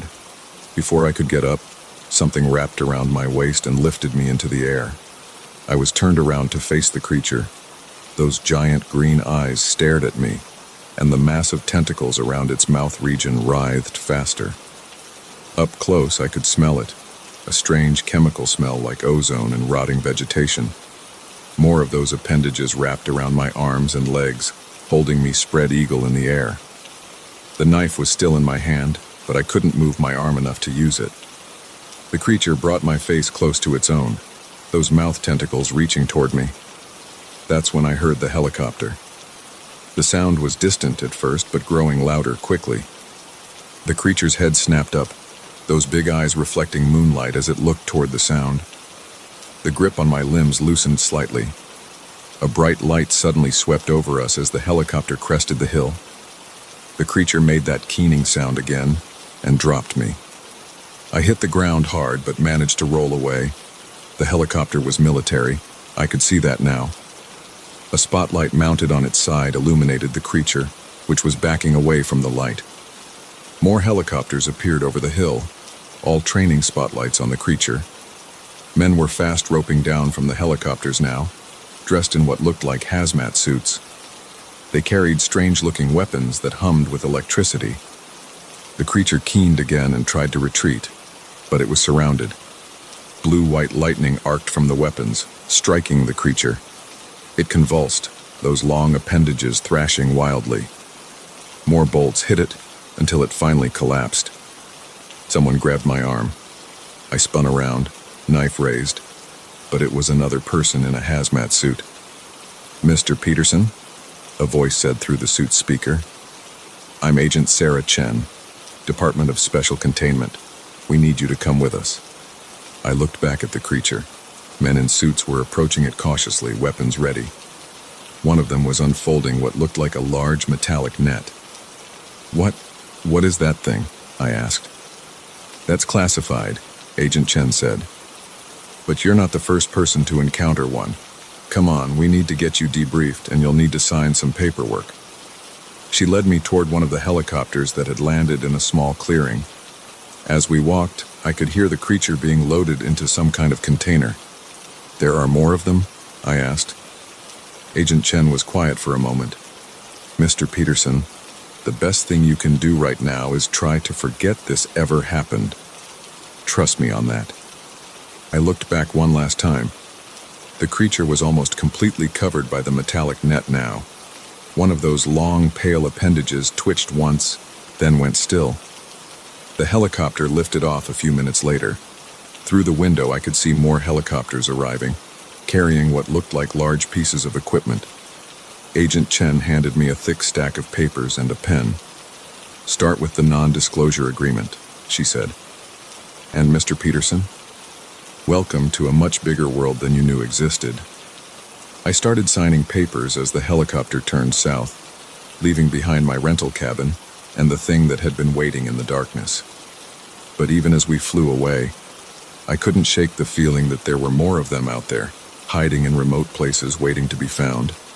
Or maybe I thought as I signed another form, waiting to find us.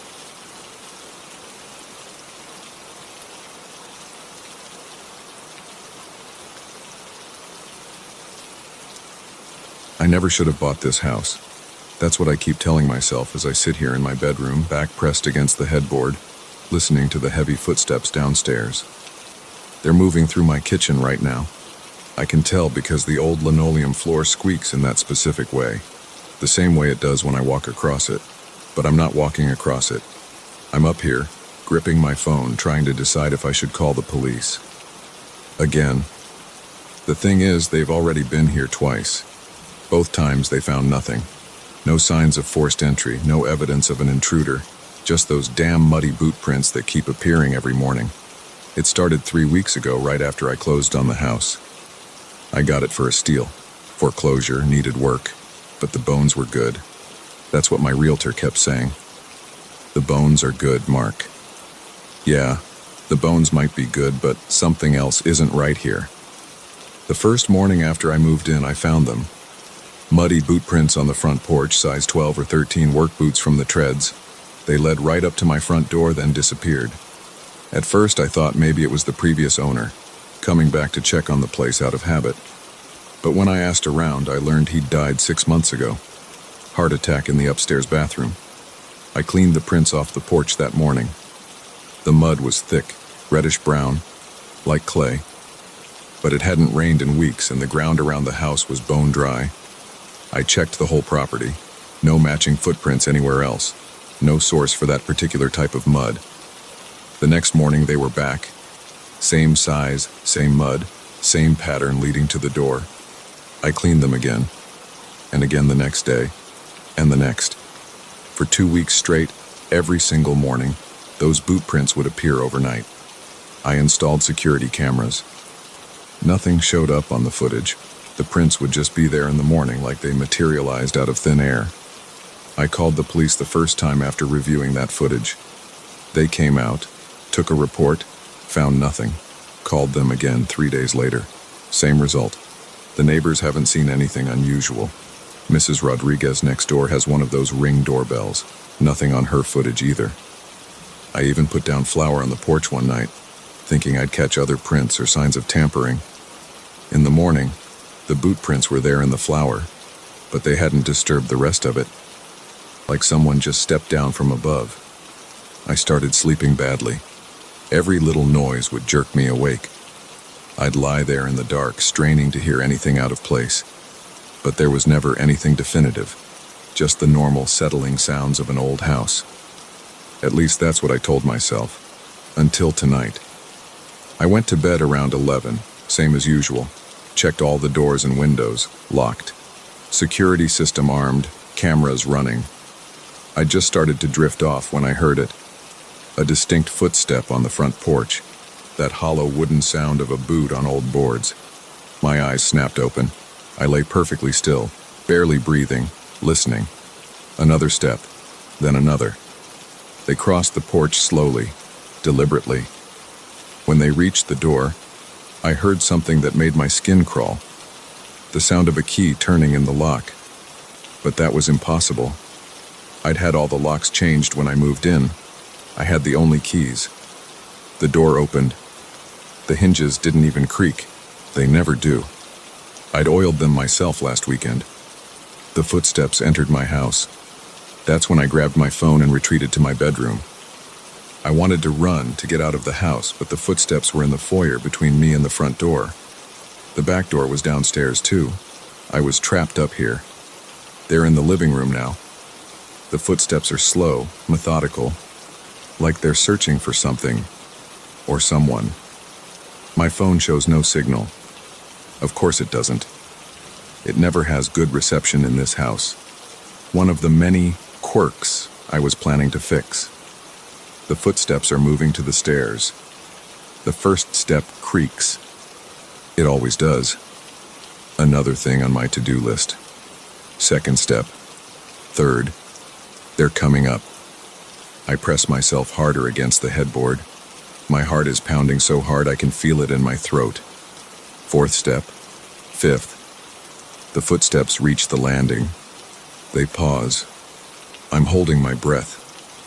In the darkness, I can see a shadow pass across the crack under my door. The handle starts to turn. The door opens. Nothing. Just empty darkness in the hallway.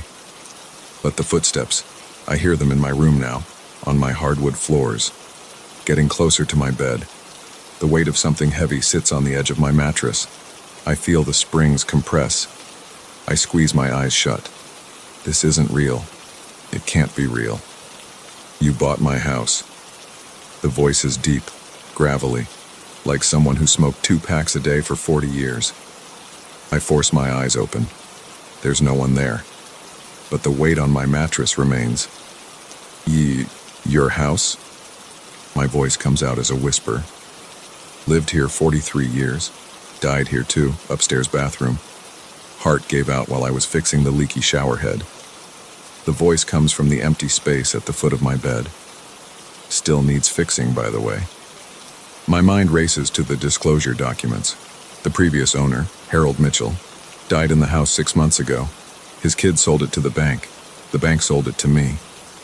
Mr. Mitchell? A low chuckle. Call me Harry. Everyone did. Why are you here? This is my house. The weight shifts on the mattress. Spent my whole life fixing it up. Never quite finished. Always something else to do. But you're dead? Yeah. Doesn't mean I'm done here, though. I swallow hard. My throat is dry. The boot prints. Had to check on the place. Make sure you're taking care of it. Another shift in the mattress. You've been doing okay.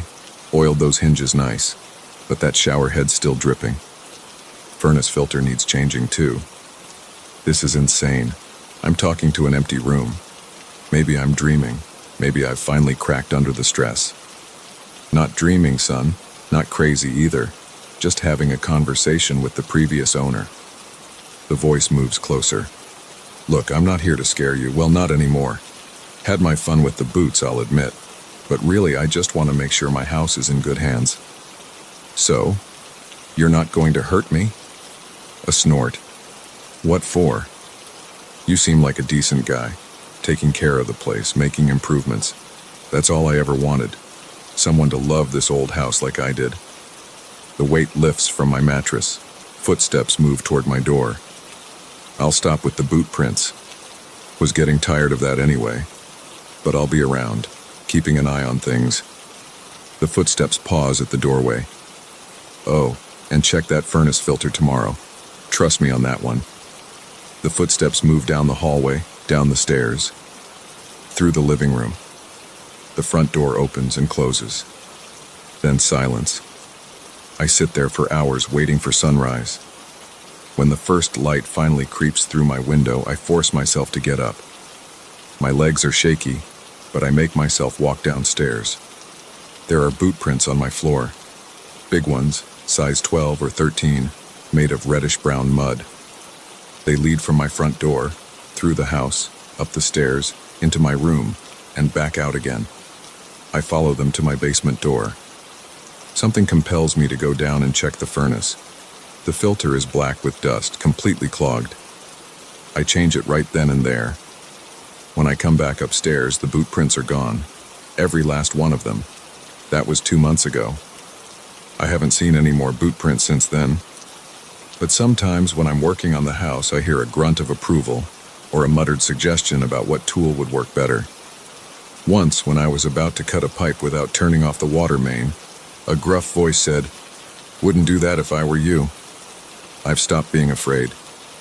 Now when I hear those heavy footsteps at night, I just smile and say, "Evening, Harry." Sometimes he answers, sometimes he doesn't. But I know he's watching, making sure his house is in good hands. I check the furnace filter regularly now. Haven't gotten around to fixing that shower head yet, though. But I will. After all, I've got a very persistent previous owner making sure I keep up with the maintenance. You might think I'm crazy. Maybe I am. But here's the thing. I've never felt safer in a house. How many people can say they have a ghost as their home inspector? Oh, and if you're wondering about those security cameras I installed, they're still running. Still don't show anything. But every once in a while, when I review the footage, I catch a weird static flicker.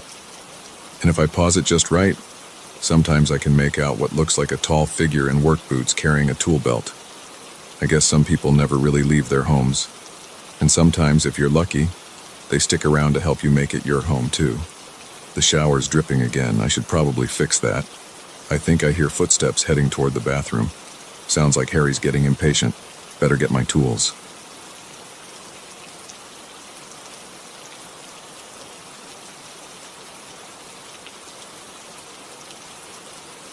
I shouldn't have gone back to that creek. Looking back now, every rational part of me knows that. But I did go back again and again until I found out what those whispers meant. I wish I hadn't. It started 3 weeks ago on what should have been a normal hiking trip with my friends Mike and Sarah. We'd done this trail dozens of times before. It was our go-to weekend escape from Boston, a 4-hour drive into the White Mountains of New Hampshire. The Lancaster Trail wasn't on any tourist maps. Mike had discovered it years ago during his Forest Service days, and we liked it that way. No crowds, no selfie-taking tourists, just pure wilderness. The morning started like any other. We parked Mike's Subaru at the unmarked trailhead at 7 a.m. sharp.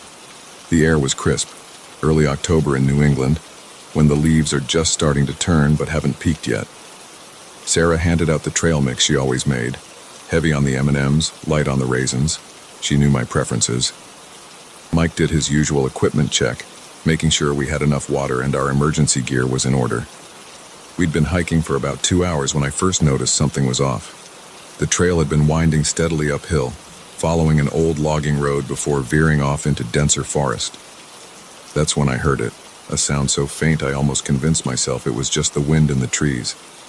Almost. "Hold up," I said, stopping in my tracks. Mike and Sarah continued a few steps before turning back. "What's up, Dan?" Mike asked, adjusting his pack. "You guys hear that?" They both went quiet, listening. The forest sounds continued, wind in the branches, a woodpecker somewhere in the distance, the crunch of leaves under our boots. "Hear what?" Sarah asked after a moment. I held up my hand for silence again. There it was. A whisper, like someone talking very quietly just at the edge of hearing. It seemed to be coming from off-trail, down toward where I could hear running water. "There's someone down there," I said, pointing toward the sound of the creek. Mike shook his head. "We're 8 miles from the nearest road, Dan. Nobody comes out here. I'm telling you, I hear voices, like whispers." Sarah gave me that look she gets when she thinks I'm being dramatic. It's probably just the water. Sound carries weird in the mountains. I wanted to believe her. It would have been easier, but I knew what I heard wasn't water. Water doesn't form words, even if you can't quite make them out. "I'm going to check it out," I said, already stepping off the trail. "Dan, come on," Mike called after me. "We've got 4 more miles to the camping spot." 5 minutes. Just let me look." The slope down to the creek was steep and slippery with wet leaves. I had to grab onto saplings to keep from sliding. The whispers got clearer as I descended. Definitely voices, definitely more than one, speaking in low, urgent tones.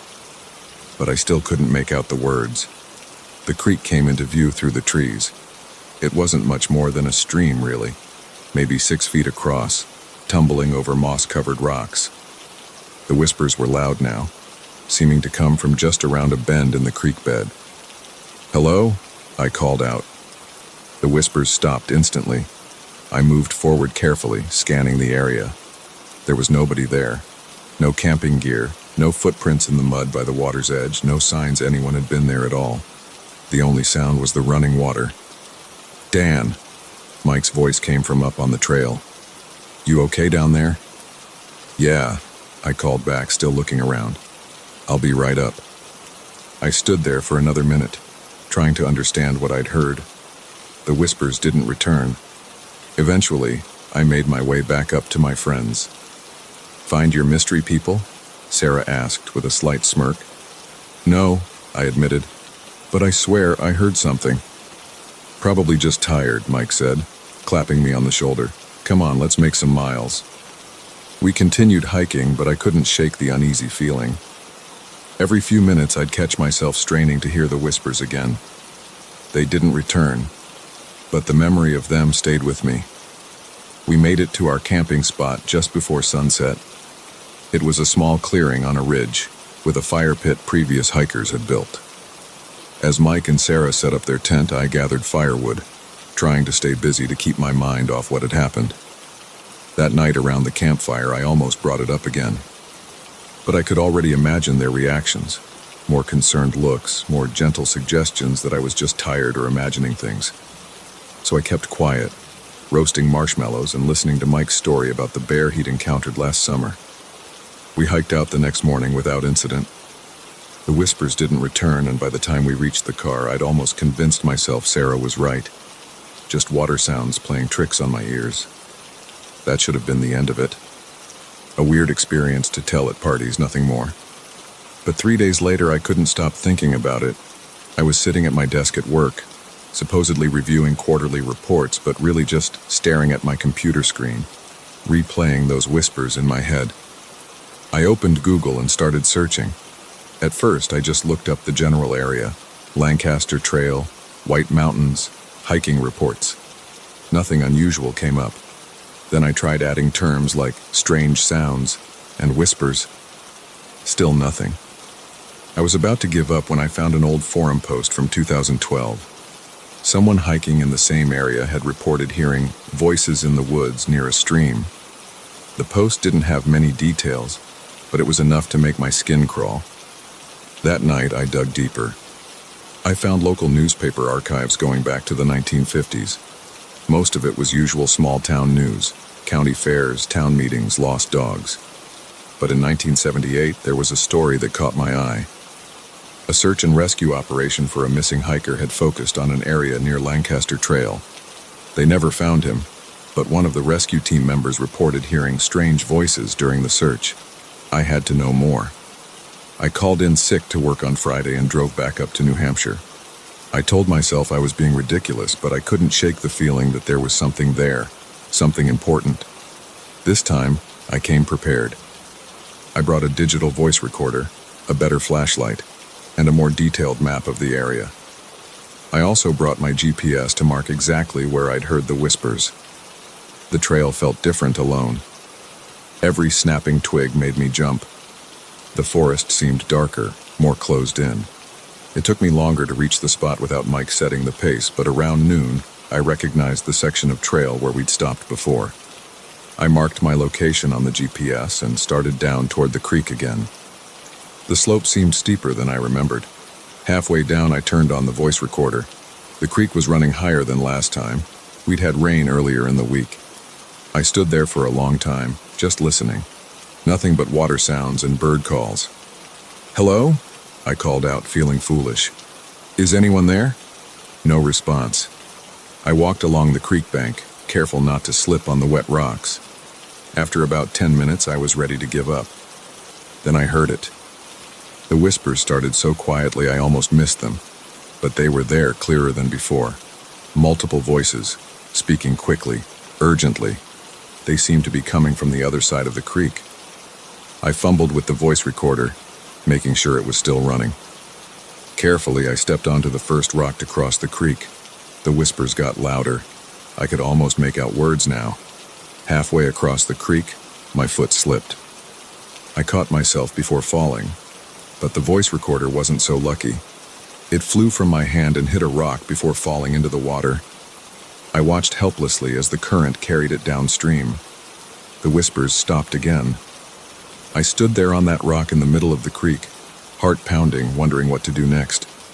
That's when I noticed something strange about the opposite bank. There was a small opening in the rocks I hadn't seen before, partially hidden by ferns. It looked like the entrance to a cave or tunnel. The whispers started again, definitely coming from that direction. I knew I should leave. Everything I'd learned about wilderness safety told me not to enter unknown caves alone, but I'd come too far to turn back now. I finished crossing the creek and approached the opening. It was larger than it had looked from the creek, about 4 feet high and 3 feet wide. The whispers were clearer now, but I still couldn't make out the words. They seemed to be coming from deep inside. I took out my flashlight and shined it into the opening. The beam revealed a narrow tunnel sloping downward. The walls were smooth, almost too smooth to be natural. Water trickled down one side, and the air coming from inside was cold. I had to crouch to enter. The tunnel extended about 20 feet before making a sharp turn to the right. The whispers echoed off the walls, making it impossible to tell how far away they were. After the turn, the tunnel widened into a small chamber. My flashlight beam showed more tunnel openings leading off in different directions. The whispers seemed to be coming from all of them now, overlapping and echoing until they were just a constant susurration of unintelligible voices. I took another step forward. My foot hit something that clattered across the rocky floor. I swung my flashlight down. It was a camera, an old one, covered in dust, but otherwise intact. I picked it up with trembling hands. The brand name had worn off, but it looked like it was from the 1970s. The whispers got louder. I could almost understand them now, almost make out what they were saying. I took another step forward. My flashlight flickered. I froze. The light flickered again, then went out completely. The darkness was absolute. The whispers surrounded me now, and for the first time, I could understand the words. They were saying my name. I ran. I don't remember dropping the camera. I don't remember finding my way back through the tunnel. My next clear memory is breaking out into daylight, gasping for air, my clothes soaked with creek water and cave mud. I didn't stop running until I reached the trail. My hands were bleeding from grabbing rocks and trees, but I barely felt it. I made it back to my car in half the time it had taken me to hike in. That night in my apartment back in Boston, I finally looked up the news story about the missing hiker from 1978. His name was Daniel Morrison. He was carrying a camera when he disappeared. I haven't been back to Lancaster Trail. Mike and Sarah have invited me hiking several times, but I always find an excuse not to go. They wouldn't understand. Sometimes at night, when everything is quiet, I think I can hear whispers again. They're probably just the pipes in my building or traffic from the street below. Probably. But I keep thinking about that camera, lying there in the darkness. And I wonder, if someone found it now, would the film inside still be intact? Would it show what happened to Daniel Morrison? Would it show what's really down there in those tunnels? I don't want to know the answers. But sometimes, in my dreams, the whispers tell me anyway. Last week, I got a letter. No return address, just my name and address typed on a plain envelope. Inside was a single photograph, badly damaged by water and time. Most of it was too faded to make out, but in one corner, I could clearly see a tunnel entrance in a rocky bank, partially hidden by ferns. I burned the photograph. Then I changed my phone number and deleted my social media accounts. I'm moving next month to Arizona. Somewhere dry, somewhere far from forests and mountains and hidden streams. But part of me knows it won't matter, because the whispers aren't coming from that cave, not really. They're coming from somewhere else, somewhere much closer. And they know my name now. They know my name, and they're getting louder.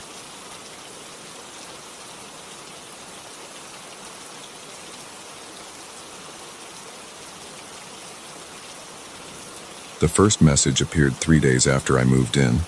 I was brushing my teeth when I noticed it forming in the condensation on the mirror. Get out while you can. The letters were backwards, like someone had written them from inside the glass. I wiped it away immediately, but my hand was shaking so badly I dropped my toothbrush in the sink. I'd taken the room because it was cheap and close to downtown Seattle. The Craigslist ad had mentioned 2 other roommates, but I hadn't met them yet. Our schedules didn't align. I heard them sometimes, moving around in their rooms or in the kitchen, but we were like ships passing in the night. The apartment itself was nothing special. Beige walls, worn carpet, furniture that had seen better days.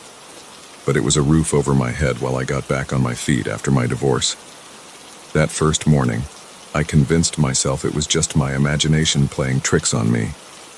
Sleep deprivation from the move, stress from the separation, whatever. I went to work at the accounting firm like nothing had happened.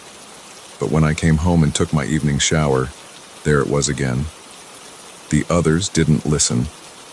The steam from the hot water made the letters appear slowly, one by one, like invisible fingers dragging through the condensation. I cleaned the mirror thoroughly with Windex, making sure to get every corner. The next morning, a new message. They never leave. My hands were sweating as I wiped it away. I started taking photos with my phone to prove to myself I wasn't losing it. After a week, I began documenting everything in a notebook. The messages appeared twice daily, always when I showered or when the mirror fogged up from sink steam. They never repeated exactly, but they all carried the same warning tone. Watch your back. Don't sleep too deeply. Check the locks. They're always watching. I installed a small security camera in the bathroom, pointing it at the mirror. The footage showed nothing. The messages just appeared in the condensation as if by themselves. No hands, no movement, nothing unusual except the words forming letter by letter in reverse. The sound of my roommates became more noticeable. Footsteps in the hall at odd hours. Cabinets opening and closing in the kitchen at 3 a.m. Sometimes I'd wake up to find things in my room slightly moved. My laptop shifted an inch to the left. My shoes arranged differently by the door. My coffee mug on the opposite side of the desk. I tried leaving notes for my roommates under their doors. "Hey, would love to meet up and chat sometime." No response. I knocked on their doors during reasonable hours, but no one ever answered. The rent was automatically deducted from my account each month, so I had no reason to contact the landlord. The messages grew more urgent. Check behind the walls. Listen for the scratching. Count the shadows. They move at night. I started sleeping with my bedroom door locked and a chair wedged under the handle. I bought a high-powered flashlight and kept it by my bed. During the day, I'd press my ear against the walls, trying to hear what was happening in the other rooms. Sometimes I caught fragments of conversations, but they were too muffled to make out the words. One night I woke up to use the bathroom and found all the kitchen cabinets standing open. Every single one. The refrigerator door was ajar too, casting a pale light across the linoleum. I knew I hadn't left them that way. I barely cooked, just heated up microwave meals and made coffee. I started taking pictures of everything before I left for work and comparing them when I got home. Small things were always different. The angle of the couch cushions, the position of magazines on the coffee table, the arrangement of dishes in the drain rack. Nothing major, nothing I could definitively prove wasn't just my own forgetfulness, but enough to keep me constantly on edge. The messages continued. They're getting closer. Don't turn your back. Watch the corners. Time is running out. I tried to record the sounds at night. My phone picked up footsteps, whispers, the sound of furniture being dragged across carpet. But when I checked the apartment in the morning, nothing was out of place, at least not obviously. I started spending more time at work, coming home as late as possible and leaving early in the morning. My co-workers noticed the changes in me, the dark circles under my eyes, my jumpiness, how I'd zone out during meetings. My boss suggested I take some time off to rest. I couldn't tell him that my apartment was the last place I wanted to be. 2 months in, I was sitting on my bed one night, trying to read a book, but really just listening to the sounds of the apartment, when I heard something new. A scratching noise, coming from inside the wall behind my headboard. Not mice. The sound was too deliberate, too rhythmic, like someone dragging their fingernails across the drywall in a pattern. I pressed my ear against the wall. The scratching stopped immediately. Then I heard what sounded like breathing, slow, raspy inhales and exhales, just on the other side of the wall. I jerked away so fast I knocked my lamp off the nightstand. The next morning's message was different. They know you heard. I started researching the apartment building's history. It was built in the 1970s. Nothing remarkable. No reported deaths, no mysterious disappearances. Nothing that would explain what was happening. I tried to find previous tenants online but came up empty. The messages grew more specific. Check the air vents. What's behind the mirror? Count your steps at night. They use the pipes. I unscrewed the air vent cover in my room and shone the flashlight inside. The beam revealed nothing but dust and cobwebs, but I swore I could hear movement further down the shaft, a sliding, shuffling sound that stopped as soon as I noticed it. The mirror became an obsession. I examined it from every angle, looking for hidden mechanisms or signs of tampering. It was a normal bathroom mirror, mounted flush against the wall, but when I tapped it, the sound was hollow, like there was space behind it. One evening, I decided to remove the mirror entirely. I waited until I heard no movement in the apartment, then grabbed my tools. The mirror was heavier than I expected, and it took some effort to work it free from the wall. Behind it was a rectangular opening about 2 feet wide and 3 feet high. The space beyond was dark, but my flashlight beam revealed a narrow passage that seemed to extend further than it should have, given the building's layout. The walls of the passage were covered in writing, Thousands of backwards letters scratched into the surface, overlapping and intertwining. Some looked fresh, others were old enough to have gathered dust. I heard movement in the passage, a quick scuttling sound like something retreating deeper into the darkness. The beam of my flashlight caught nothing but shadow. My hands shaking, I quickly remounted the mirror. That night, I slept in my car. The next morning, I had to go back for my work clothes. The message on the mirror was waiting. Now you know where we live. I started plotting my escape. I couldn't break the lease without losing my security deposit, and I couldn't afford to pay rent on 2 places. But the messages were getting more frequent, appearing even when the mirror wasn't fogged. We see you planning. You can't escape us. We're in the walls. We're in the pipes. We're in the vents. We're everywhere. The sounds at night grew louder. Scratching in the walls, whispers in the vents, footsteps in the hallway that stopped right outside my door. I barricaded myself in my room, only leaving for work and essential trips to the bathroom. 3 months after moving in, I woke at 3 a.m. to complete silence. The usual ambient sounds of the apartment, the hum of the refrigerator, the whir of the heating system, the creaks and groans of the building, were gone. The silence was absolute, pressing against my eardrums like a physical force. I lay perfectly still, barely breathing, straining to hear something, anything. Then I heard it, a soft scratching sound coming from the other side of my bedroom door. Not at the bottom where a mouse might scrabble, but at eye level, like someone, or something, was writing on the wood. I turned on my flashlight and aimed it at the door. In the beam, I could see letters appearing on the surface, carved into the wood from the outside, appearing stroke by stroke in real time. We want to meet you. I didn't sleep the rest of the night. When morning came, I went straight to work and started searching for a new apartment during my lunch break. I found a studio across town that I could move into immediately if I paid 2 months' rent up front. It would drain my savings, but I didn't care. I went back to the apartment that evening with empty boxes, planning to pack as quickly as possible. The message on the mirror was longer than usual. You can leave, but we'll follow. We always follow, ask the others. As I was throwing clothes into boxes, I heard a door open somewhere in the apartment, then another. Footsteps in the hallway, multiple sets, approaching from both directions. I grabbed my pre-packed emergency bag and yanked open my bedroom window. The fire escape was right there, just as I'd planned. I climbed out just as my bedroom door began to open. I didn't look back. I ran down the fire escape, metal clanging under my feet, and didn't stop running until I reached my car. As I pulled away from the curb, I glanced in my rearview mirror. My bedroom window was dark, but I swore I could see faces pressed against the glass. Faces that weren't quite right. Faces that seemed to be made of shadow and fog. I stayed in a hotel that night and hired movers the next day to get my remaining belongings. They reported nothing unusual about the apartment.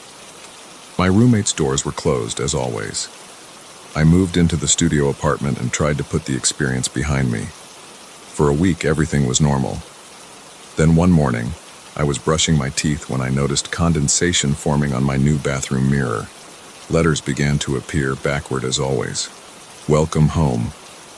I immediately called my landlord and asked about the previous tenants. He sounded confused. The apartment had been empty for 6 months before I moved in. No one would rent it because of the strange noises in the walls. That night, I heard the first scratch from inside the heating vent. I broke my lease the next day and moved in with a friend in Portland. I sleep on his couch and contribute to rent, but I don't care. At least here, the mirrors stay clear and the walls don't whisper. Sometimes, though, when I'm alone in the bathroom, I find myself staring at the mirror, waiting for words to appear. And sometimes, just sometimes, I think I see letters starting to form in the steam. But I always wipe them away before I can read what they say. I don't want to know if they followed me here. I don't want to know what they want. And most of all, I don't want to know what happened to my old roommates. The ones whose doors were always closed. The ones I never saw. The ones who might not have been there at all. Some questions are better left unanswered. Some mysteries should stay buried in the walls, behind the mirrors, in the spaces we pretend don't exist. But every now and then, When I hear an unexpected sound in the night or catch a movement in my peripheral vision, I remember those backwards letters forming in the steam. They always follow. And I wonder how far I'll have to run before they stop.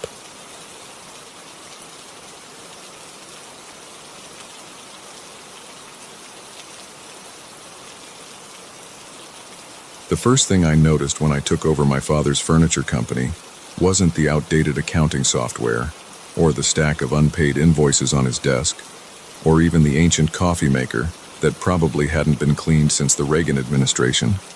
It was the heavy padlock on that storage unit door in the basement, its brass surface dulled by decades of dust.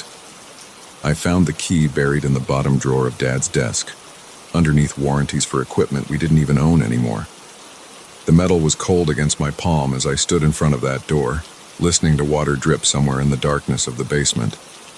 The lock clicked open with a sound that echoed off the concrete walls. The storage unit smelled like old wood and mothballs. I pulled the chain for the single bulb hanging from the ceiling, and yellow light spilled across what looked like my grandmother's entire estate sale collection. Antique furniture was crammed into every corner. Victorian chairs with cracked leather upholstery, end tables with water rings on their surfaces, a massive wardrobe that barely fit through the door. But it was the dolls that caught my eye. Dozens of them, arranged on shelves that lined the walls. Porcelain faces with painted-on smiles and glass eyes that reflected the dim light. I recognized some of them from my grandmother's house. She'd been a collector, always dragging home new finds from estate sales and antique shops. Dad had inherited everything when she passed away 5 years ago. I guess he couldn't bring himself to sell any of it. I was checking the condition of a Queen Anne chair when I heard it, a soft scraping sound like something being dragged across wood. I turned around. Nothing seemed different, but I could have sworn one of the dolls on the middle shelf had been facing the other direction. I blamed it on the bad lighting and my exhausted brain. I'd been working 16-hour days trying to get the company's finances in order since Dad's stroke 3 weeks ago. The doctor said he'd recover, but the business couldn't wait. Someone had to take charge. I locked up the storage unit and went back to my office. That night I dreamed about glass eyes watching me in the dark. The next morning, I found the chair I'd been examining pushed into the center of the storage room.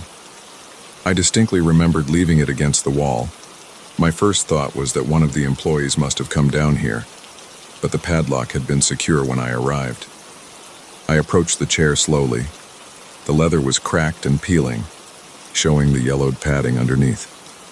As I reached out to touch it, I heard that scraping sound again, louder this time, coming from behind me. I spun around.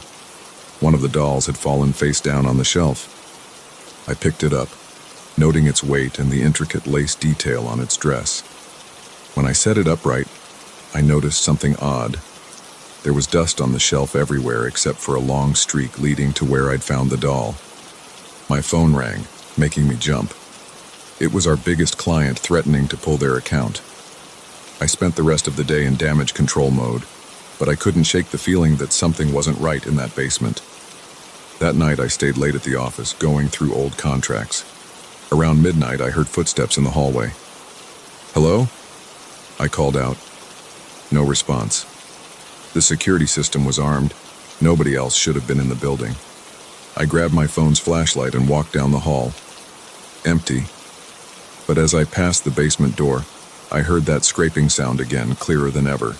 It was followed by a soft thump.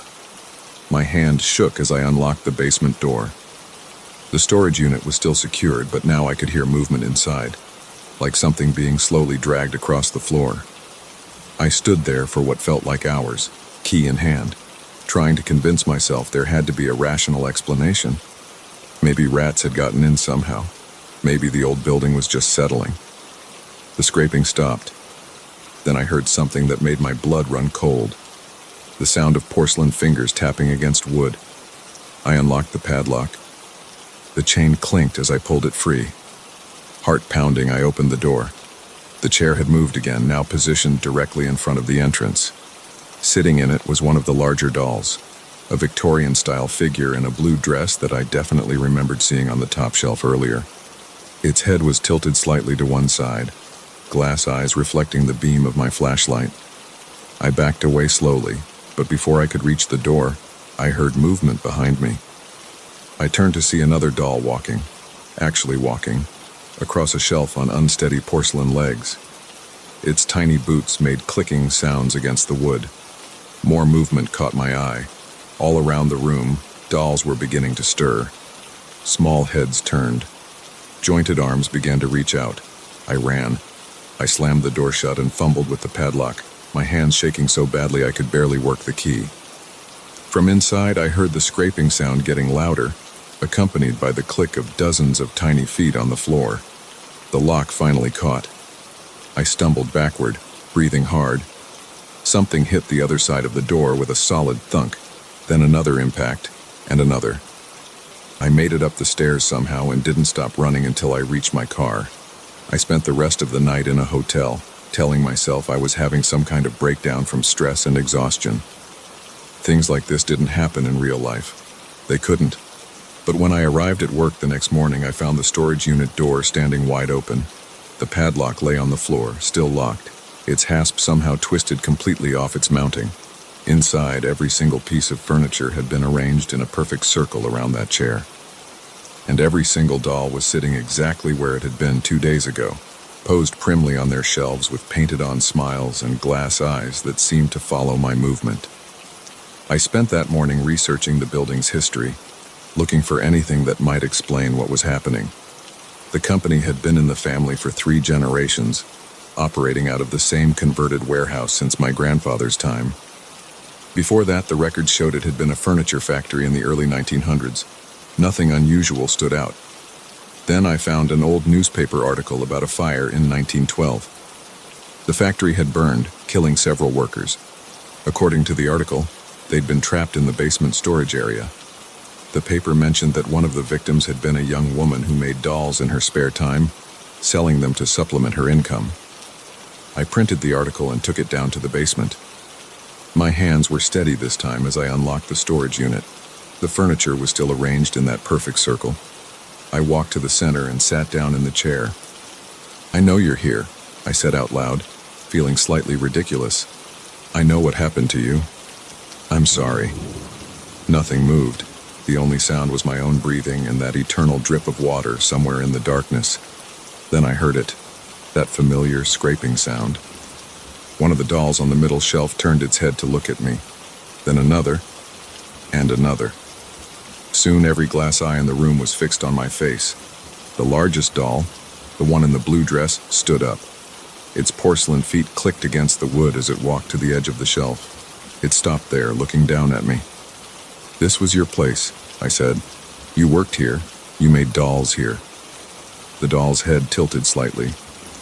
Behind it, I could see others starting to move, climbing down from their shelves with jerky movements. They gathered around the blue-dressed doll like children around a teacher. "I don't want to take this space from you," I continued. "But I need to run this business. My father's sick. The company will fail if someone doesn't take charge."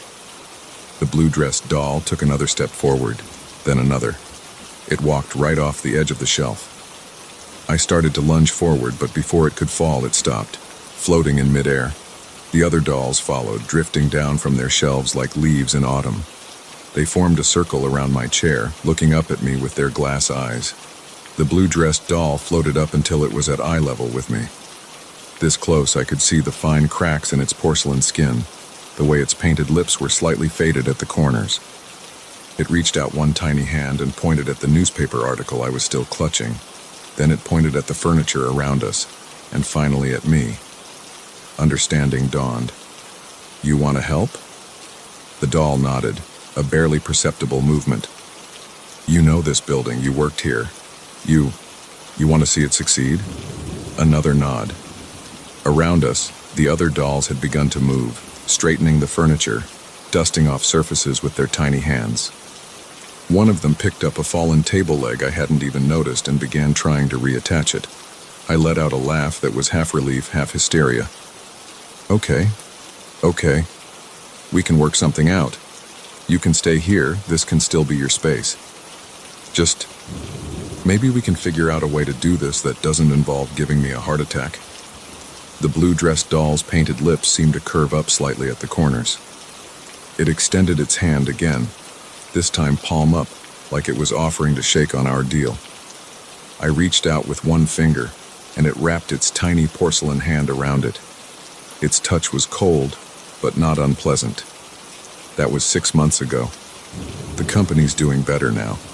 I've modernized most of our systems, brought in new clients, and even hired some additional staff.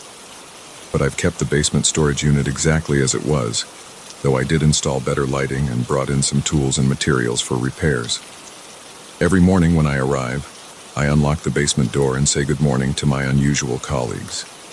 They never move when anyone else is around, but sometimes I'll come down to find a piece of furniture perfectly restored overnight, or discover that they've reorganized the storage space in a way that makes more sense. The blue-dressed doll, I call her Sarah now after the name I found in that old newspaper article, seems to have appointed herself as my assistant manager. She has excellent taste in furniture and an eye for detail that comes from decades of watching this business operate. Dad's recovering slowly. I haven't told him about our new helpers yet. I'm not sure how to explain that his mother's doll collection has become an integral part of our restoration department. But the other day when he visited the workshop, he commented on how good everything looked. Just like the old days, he said, smiling, like there's still real pride in the craftsmanship. I caught a glimpse of movement from the basement door, just a flash of a blue dress disappearing into the shadows. I could have sworn I heard the faintest sound of porcelain hands clapping. Sometimes late at night when I'm working late, I'll hear music drifting up from the basement, the tinkling notes of an old music box playing a melody I don't recognize. I'll go down to find the dolls having what looks like a party, dancing in circles around that old chair. They always invite me to join them, though I mostly just watch. It's still a bit unsettling if I'm honest. But there's something oddly comforting about it too. I've learned to accept that some things in life don't need rational explanations. Sometimes you just need to trust that the past has its own way of taking care of the present. And sometimes the best business partners are the ones who've been there all along, silently watching and waiting for someone to finally notice them. The company's ledgers show a mysterious new expense category now. Restoration supplies, special projects. Every month I make sure to order new ribbons, lace, and tiny spare parts. I leave them on the shelves at night and find them transformed into perfect repairs by morning. It's an unconventional arrangement, but it works for us. And if clients sometimes comment that our restored pieces seem to have a certain life to them, a certain warmth that modern furniture lacks, well, that's just part of the family business's special touch. Though I do make sure to warn new employees about the basement. Don't mind any noises you might hear down there, I tell them. It's just the old building settling, and maybe a few other things that have settled here too. They usually laugh it off, but they also don't question why the basement door always stays locked or why I'm the only one who goes down there after hours. Some things in a family business, after all, are best kept in the family. Even if that family now includes a collection of antique dolls with glass eyes and secrets of their own.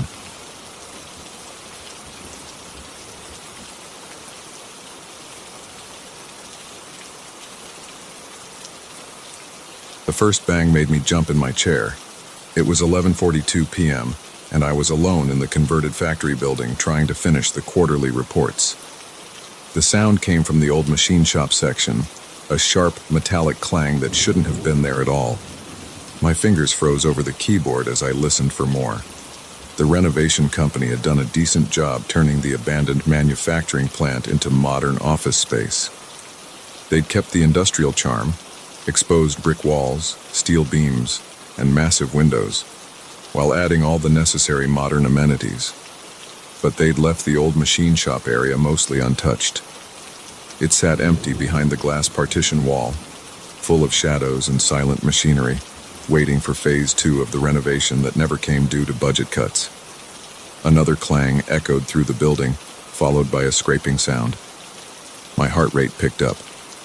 I minimized the spreadsheet on my screen and checked the security system status on my second monitor. All doors showed locked. No motion sensors had been triggered. The building was secure. I grabbed my phone and turned on the flashlight. The overhead lights in my section cast a warm glow over the rows of empty desks. But beyond the glass partition, The machine shop was dark except for the dim emergency lights required by code. As I stood up, my chair squeaked against the floor. The sound seemed too loud in the quiet building. The scraping noise came again, closer this time. My palms started to sweat. I wiped my right hand on my pants and gripped the phone tighter. The rational part of my brain said it was probably just the old building settling or maybe mice in the walls. But another part of me remembered all the stories the previous tenants had told about strange sounds and movements in the shadows after hours. I walked slowly toward the glass partition, my dress shoes clicking against the polished concrete floor. The machine shop lay before me, a forest of silent industrial equipment covered in dust cloths. Drill presses, lathes, and mechanical arms stood like sleeping giants in the gloom. The emergency lights cast a faint red glow that didn't reach the dark corners. My phone flashlight beam cut through the darkness as I scanned the room. Nothing moved. But as I swept the light back and forth, I caught glimpses of shifting shadows between the machines. They seemed to flicker and dance just at the edge of the light, always disappearing when I tried to focus on them directly. The smart thing would have been to leave right then, pack up my laptop and finish the reports from home. But curiosity and stubbornness got the better of me. I had to know what was causing those sounds. I pulled out my key card and swiped it through the reader by the glass door. The lock clicked open. The air in the machine shop felt colder than the office area. My breath came out in small, visible puffs. The smell of old metal and machine oil filled my nostrils. My footsteps echoed off the high ceiling as I moved between the covered shapes. Another metallic sound rang out. A distinct tapping, like someone gently striking a pipe with a wrench. It came from the far corner of the room. I turned toward it, heart pounding in my chest. The beam of my flashlight illuminated a massive old conveyor system, partially hidden behind a sheet of dirty plastic. As I got closer, I noticed marks in the dust on the floor. Fresh scuff marks that hadn't been there earlier in the day. They led behind the conveyor. My throat felt dry. I swallowed hard and kept walking. The tapping came again, followed by a sound like grinding gears. It was definitely coming from behind the conveyor. I reached out and grabbed the edge of the plastic sheet. My hand was shaking. I took a deep breath and yanked the sheet aside. Nothing. Just more machinery and tools, covered in years of dust. But as I stood there, I felt a cold draft brush against the back of my neck. The hairs on my arms stood up. Slowly, I turned around. A shadow moved between two covered lathes about 20 feet away. This wasn't the trick of light and darkness I'd seen earlier. This was a distinct shape, person-sized, gliding smoothly across the floor. My flashlight beam caught it for just a second before it disappeared behind a drill press. My heart hammered against my ribs. Sweat ran down my back despite the cold. I opened my mouth to call out, but no sound came. The rational explanations were gone now. This was something else. I backed away slowly, trying to keep my eyes on the spot where the shadow had vanished. Another metallic tap echoed through the room, this time from a different direction. Then another, and another. The sounds began to multiply and overlap. Clangs, scrapes, and grinding noises coming from all around me. The shadows started moving faster now. I caught glimpses of them darting between machines, always just at the edge of my vision. My flashlight beam couldn't keep up. The temperature seemed to drop even further. My breath came in quick gasps that fogged in front of my face. I bumped into something hard and cold, one of the lathes. The impact sent a tool clattering to the floor. The sound was like a gunshot in the darkness. The metallic noises stopped abruptly. The shadows froze. For a moment, everything was absolutely still. Then I heard footsteps. Heavy boots on concrete, moving slowly and deliberately. They were coming from the direction of the glass partition, between me and the exit. My flashlight beam darted to the sound but caught only empty space. The footsteps continued, getting closer. My legs felt weak. I pressed my back against the lathe, trying to make myself as small as possible. The beam of my flashlight started to flicker. I shook it, but the light kept fading in and out. The footsteps stopped about 10 feet away. In the dying beam of my flashlight, I saw a dark figure standing motionless between two covered machines. It was roughly human-shaped, but somehow wrong.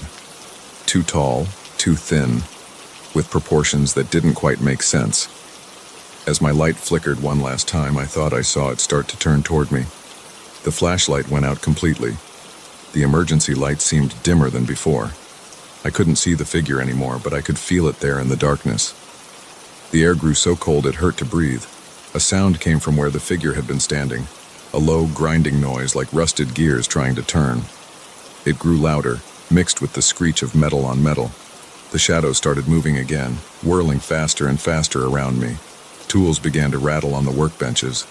The whole room seemed to vibrate with mechanical energy. My paralysis broke. I pushed off from the lathe and ran. I didn't care about being quiet anymore. I sprinted through the maze of machinery, bouncing off covered shapes and knocking tools to the floor. The glass partition glowed ahead of me like a beacon. The sounds chased me, clanging, scraping, and those heavy footsteps pounding on the concrete. The shadows swept past me on both sides, moving impossibly fast. The cold air burned in my lungs.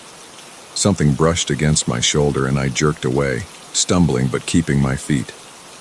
I slammed into the glass door with my shoulder, fumbling for my keycard. My hands were shaking so badly I could barely hold it. Behind me, the footsteps got closer.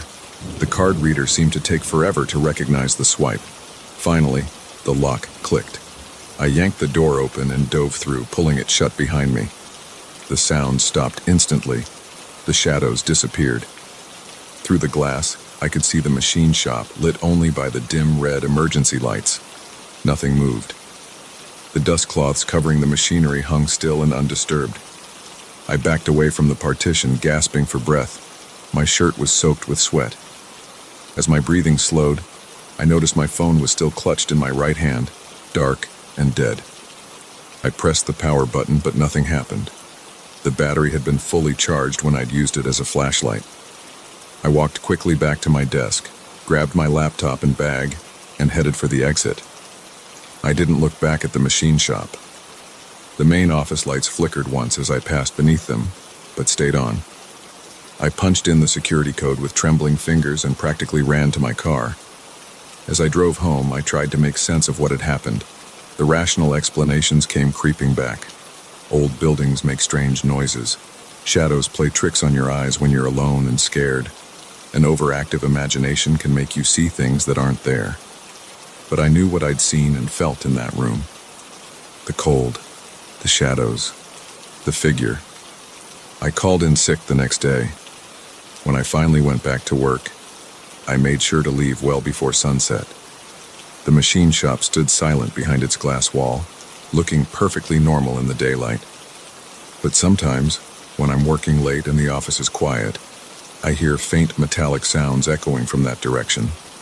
I don't investigate anymore. I pack up my things and leave. They're renovating the machine shop next month, finally doing the Phase 2 conversion into more office space. The construction crews will tear out all the old equipment and strip the room down to bare walls. Part of me wonders if they'll find anything unusual in there. A bigger part of me hopes they don't. I still work late sometimes, but never alone, and never in that building. I took a transfer to our downtown office as soon as one opened up. The commute is longer, but I don't mind. Sometimes a longer drive is worth it to avoid the things that move in the shadows of old machines, keeping their own time, following their own mechanical rhythms in the darkness. The quarterly reports? They got done eventually, but not that night. Some deadlines aren't worth the risk of meeting. Some rooms are better left unexplored, and some sounds in the night should serve as a warning rather than an invitation to investigate. I learned that lesson in the machine shop, surrounded by shadows and cold air and the echo of footsteps that shouldn't have been there. I don't know what I encountered that night. I don't want to know. But sometimes I dream about it, about the figure standing in the darkness, about the wrongness of its proportions, about the grinding sound it made as it started to turn toward me. In the dreams, my flashlight doesn't flicker and die. In the dreams, I see its face. Those are the nights I wake up gasping, my sheets soaked with sweat, grateful for the warm yellow light of my bedside lamp. Those are the nights I lie awake until dawn, listening to the normal sounds of my apartment building, telling myself that not all mechanical noises in the dark mean something is wrong. Most of the time I almost believe it, but I'll never work in an old factory building again. Some spaces keep their history in more ways than one. Some machines remember their purpose even after they've stopped running. And sometimes in the places where people once shaped metal into useful things, other things take shape in the darkness, following patterns we were never meant to understand. The company moved out of that building 6 months ago. The old factory is empty now, waiting for new tenants. Sometimes I drive past it late at night. The windows are dark, but I always think I see movement behind them. Shadows shifting in the machine shop, keeping their own time, waiting for someone else to investigate a strange sound in the night. I never stop. I never slow down. I keep driving until the old factory disappears in my rearview mirror. But I know it's still there. Its empty rooms filled with silence and shadows and the echo of footsteps that shouldn't exist. And sometimes, when the night is very quiet and very dark, I think I hear the faint sound of metal striking metal, carried on the wind like a distant bell, calling out to anyone who might be listening. I don't listen anymore. Some calls are better left unanswered.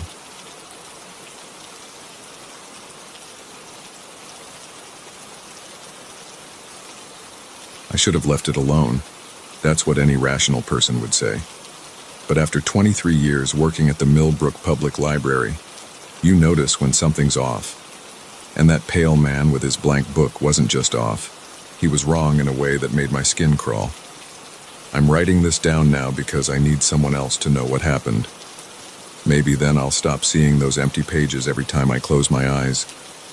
It started 3 months ago, during one of our quiet Wednesday nights. The library stays open until 9 p.m. on weekdays, though hardly anyone comes in after 7. I was doing my usual evening rounds, reshelving books in the reference section, when I first noticed him. He sat in the far corner of the reading room, hunched over a large book. Nothing unusual about that. We get plenty of regular readers, especially in winter when people want somewhere warm to spend their evenings. But something made me pause between the shelves. Maybe it was how still he sat, or how his pale skin seemed to glow under the fluorescent lights. I continued my work, but kept glancing his way. He never moved. Not once. Just sat there, slowly turning pages. The sound carried across the empty room, that soft whisper of paper against paper. The clock hit 8:45 and I started my closing routine. Straightening chairs, checking the bathrooms, making sure no one had fallen asleep in the study carrels. When I reached the reading room, he was gone. No sign anyone had been there at all. I walked over to his table, curious what he'd been reading. Nothing. No book left behind, no chair pulled out. Just the clean, polished surface of the oak table. The next night, same thing. There he was at 7:30, sitting in that same corner chair. This time I paid more attention. He wore a gray suit, clean but outdated, the kind with wide lapels you might see in an old photograph. His skin was so pale it looked almost translucent under the harsh lighting. His fingers moved mechanically as he turned each page. I decided to approach him. It's part of my job, after all, helping patrons find what they need. But as soon as I took a step in his direction, he stood up. The movement was too smooth, too quick.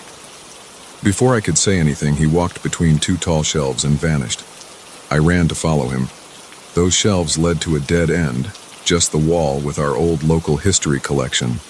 But he was gone. I checked every aisle, every corner. Nothing. That's when I noticed the temperature. The whole section felt ice cold, like opening a freezer door. My breath came out in visible puffs. I hurried back to the front desk, trying to convince myself I was just tired seeing things in the bad lighting. But he came back. Night after night, always at 7:30, always in that corner. Always reading that same book, if you could call it reading. Because on my 4th night of watching him, I finally saw what was on those pages. Nothing. Absolutely nothing. Blank white paper, page after page. But he stared at each one like it contained the secrets of the universe, his pale fingers trembling as they turned each sheet. I started documenting everything. The temperature always dropped when he appeared. The lights would flicker just slightly. And the sound, that whisper of turning pages that seemed to echo in my skull even after he vanished. I tried setting up my phone to record him one night. The video showed nothing but an empty chair. The security cameras? Static and interference whenever he appeared. I researched the library's history, looking for any deaths or accidents that might explain whatever this was. The building dated back to 1892, but I found nothing unusual. No tragic stories, no mysterious disappearances, just decades of ordinary small-town life. After 2 weeks of this, I couldn't take it anymore. I had to know what he wanted, what he was looking for in those blank pages. So, I made a plan. That Wednesday, I pretended to work in the far stacks, keeping my distance until he settled into his routine. Then I approached from behind, moving as quietly as possible. 3 feet away. 2 feet. Close enough to see the yellowed edges of that mysterious book. "Excuse me, sir? Can I help you find something?" He stopped turning pages. His hands went completely still. The temperature plummeted so fast my teeth started chattering. Slowly, so slowly, he began to turn his head toward me. I saw his profile first. The sharp angle of his jaw, the sunken cheek. His eye, when it came into view, was milky white. No pupil, no iris. Just a pale orb that somehow still managed to focus directly on me. My legs wouldn't move. My voice died in my throat. He stood up. That same unnaturally smooth motion, and the book fell open on the table. The pages were blank, but wrong. The longer I stared, the more they seemed to shift and ripple, like water disturbed by an invisible stone. He took a step toward me. I stumbled backward, knocking into a chair. The fluorescent lights overhead buzzed and flickered. In that brief moment of darkness, he vanished. Just disappeared between one blink and the next. I ran to the light switch and flooded the whole library with brightness. My hands shook as I searched every aisle, every corner. Nothing. No sign of him or the book. Even the chair he always sat in was perfectly pushed in. I called in sick the next day. Spent the whole time researching ghost stories, local legends, anything that might explain what I'd seen. I found nothing. When I returned to work on Friday, I half expected him to be there, waiting. But the reading room stayed empty all night. A week passed, then 2. No sign of him. I started to relax, to convince myself I'd imagined the whole thing. Maybe stress, maybe too many late nights alone in the building. I almost had myself believing it. Then yesterday I found something in the local history section. A thin folder I'd never seen before, tucked between 2 larger volumes. Inside was a single photograph, yellowed with age. A group of people standing in front of the library, dated 1937. And there he was, standing at the edge of the frame. Same pale skin, same outdated suit, same blank expression. The caption listed everyone in the photo. His name was William Cooper, head librarian from 1935 to 1938. He disappeared one night after closing, leaving nothing behind but an empty desk and a book with no writing inside. I should have left the folder where I found it, should have walked away and never looked back. But I took it home. Needed proof that I wasn't going crazy, that someone else had seen him too. The photo sits on my desk now as I write this. Sometimes, out of the corner of my eye, I think I see his figure shift slightly in the frame. And every night since I brought it home, I've dreamed of blank pages turning endlessly in the dark. I'm going back tonight. The library closed an hour ago, but I still have my keys. I need to return the folder before something happens. I don't know what he's looking for in those empty pages, but I know now he's been searching for almost 90 years. Maybe that's all he is. Just a man who lost something important. Something written in a book that no longer exists. Or maybe there's more to it. Maybe those blank pages aren't really blank at all if you know how to read them. I keep thinking about his eyes. Not just their emptiness, but the desperate way they scanned each page, like someone searching for a single word in an infinite void of white space. like someone who knows exactly what they're looking for but can never quite find it. The photo seems different now, darker, his figure less distinct. I need to get it back where it belongs before the sun sets, before 7:30 comes around again. But part of me wants to wait, to go back during his regular hours and try one more time to talk to him, to help him find whatever he's looking for in those blank pages. Because that's what librarians do, right? We help people find what they need, even if what they need doesn't technically exist anymore. I know it's stupid, dangerous even, but I can't stop thinking about those empty pages, about how long he's been searching, about what could be so important that it would keep someone looking for almost a century. The sun is setting now. I have a choice to make.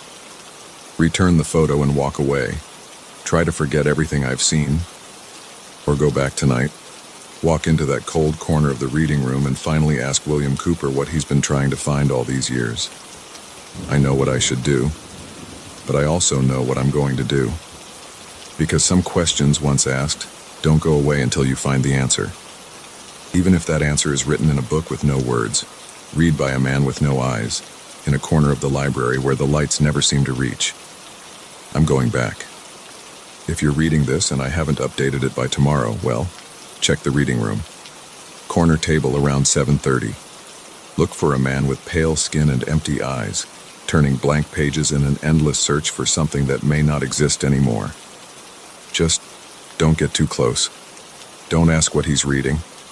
And whatever you do, don't look too long at those empty pages, because sometimes, in the right light, at the right angle, they don't look quite so empty anymore.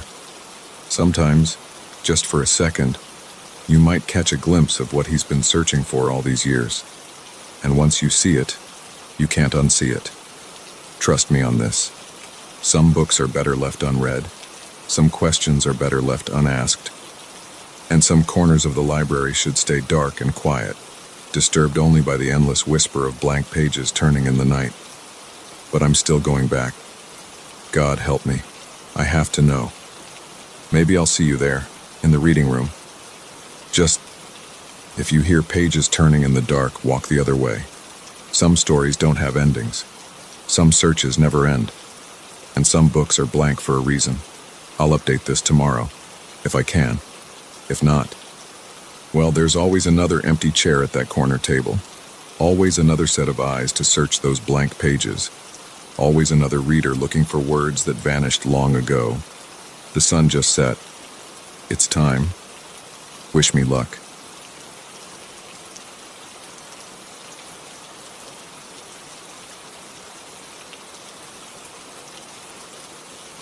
The smell hit me first. Fresh coffee, rich and strong, wafting through the office at 11:43 p.m. I stopped typing mid-sentence, my fingers frozen over the keyboard. Something wasn't right. I worked on the 14th floor of the Riverside Business Center, and I was the only one here. I'd been the only one here for hours. My desk lamp cast a yellow circle on the scattered papers and empty energy drink cans. Outside my office window, the city lights sparkled against the black sky. The cleaning crew had left around 8 p.m. Security did their rounds at 10. I'd waved to Jerry as he passed by, clipboard in hand. "Burning the midnight oil again, Mark?" he'd asked. I'd nodded, gesturing at the stack of reports I needed to finish before the morning meeting. But now, coffee.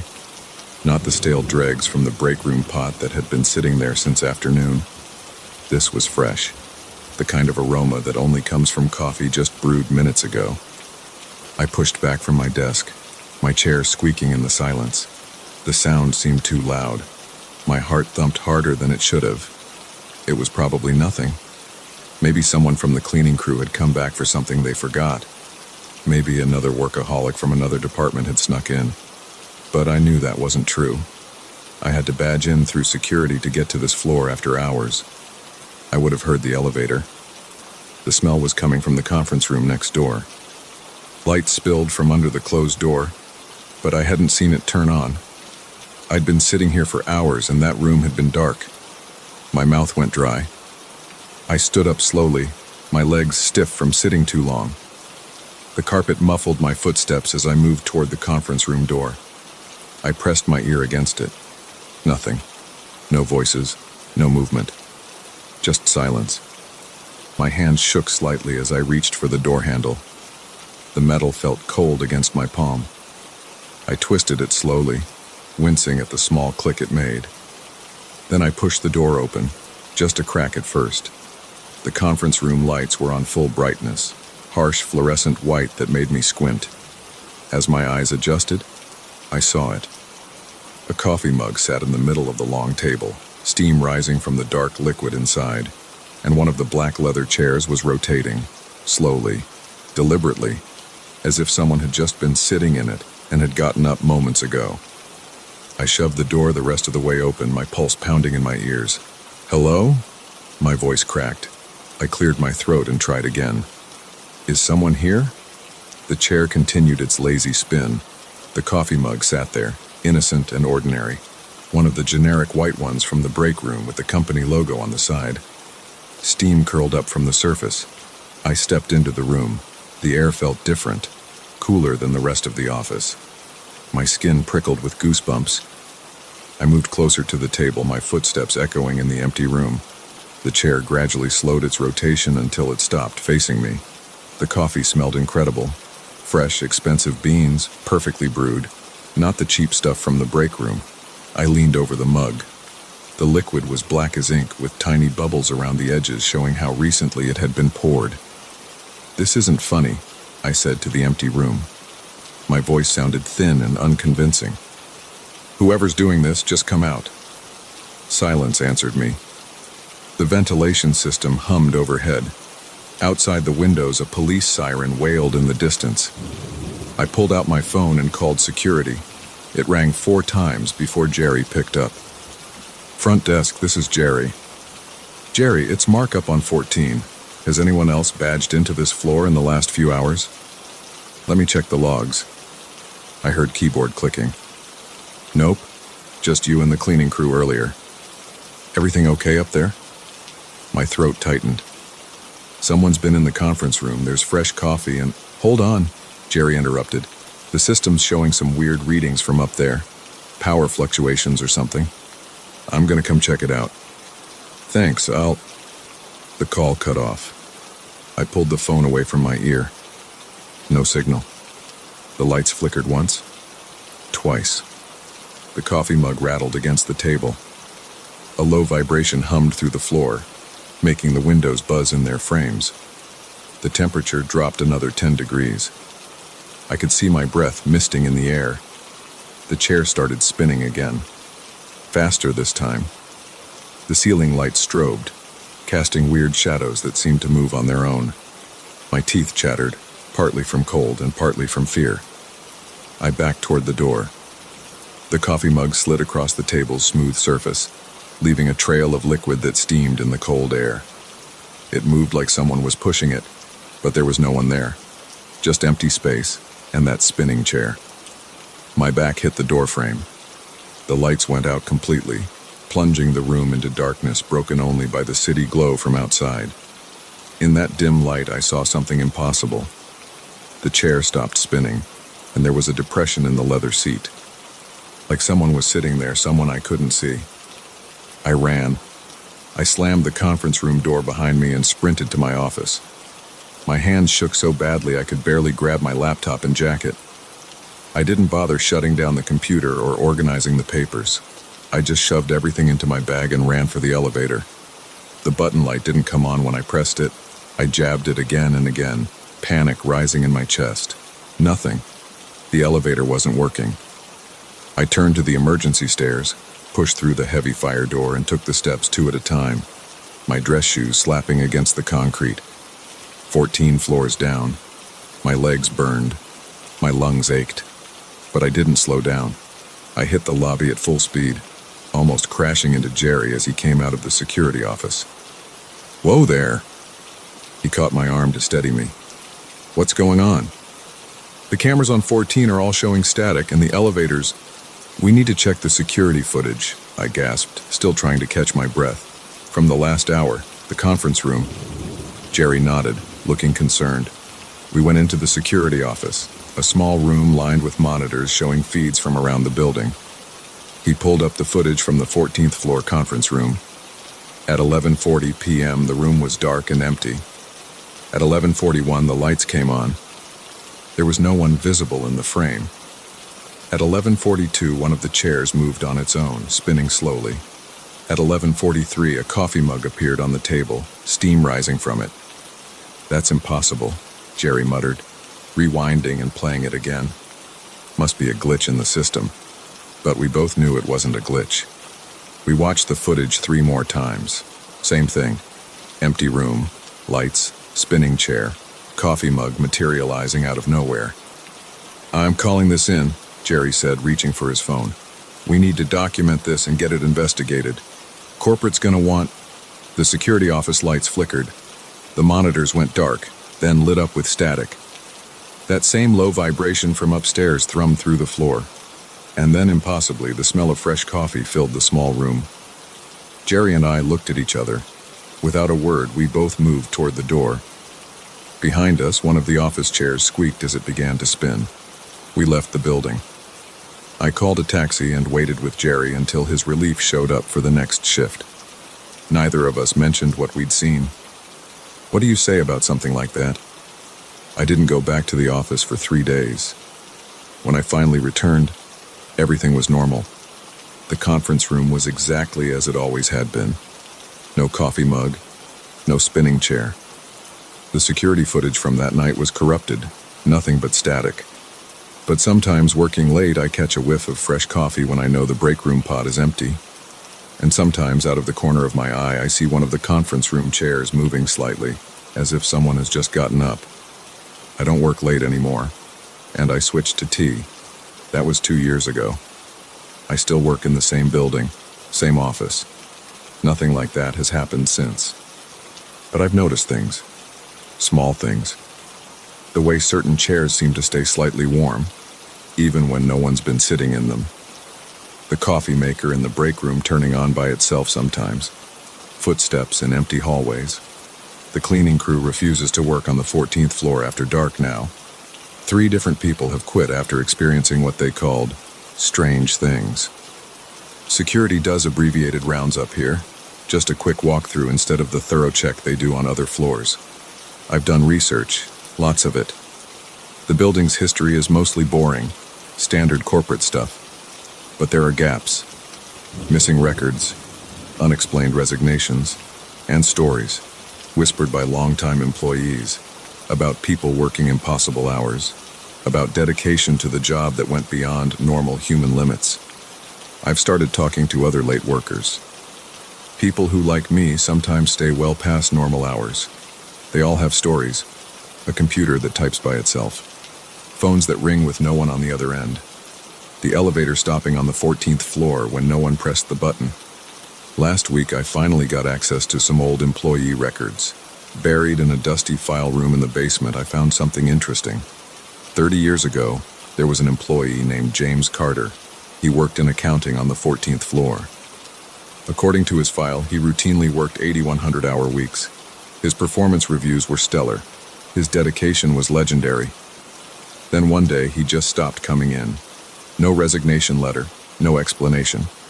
His desk was found exactly as he'd left it. Computer still on, papers spread out, half-full coffee mug on the desk.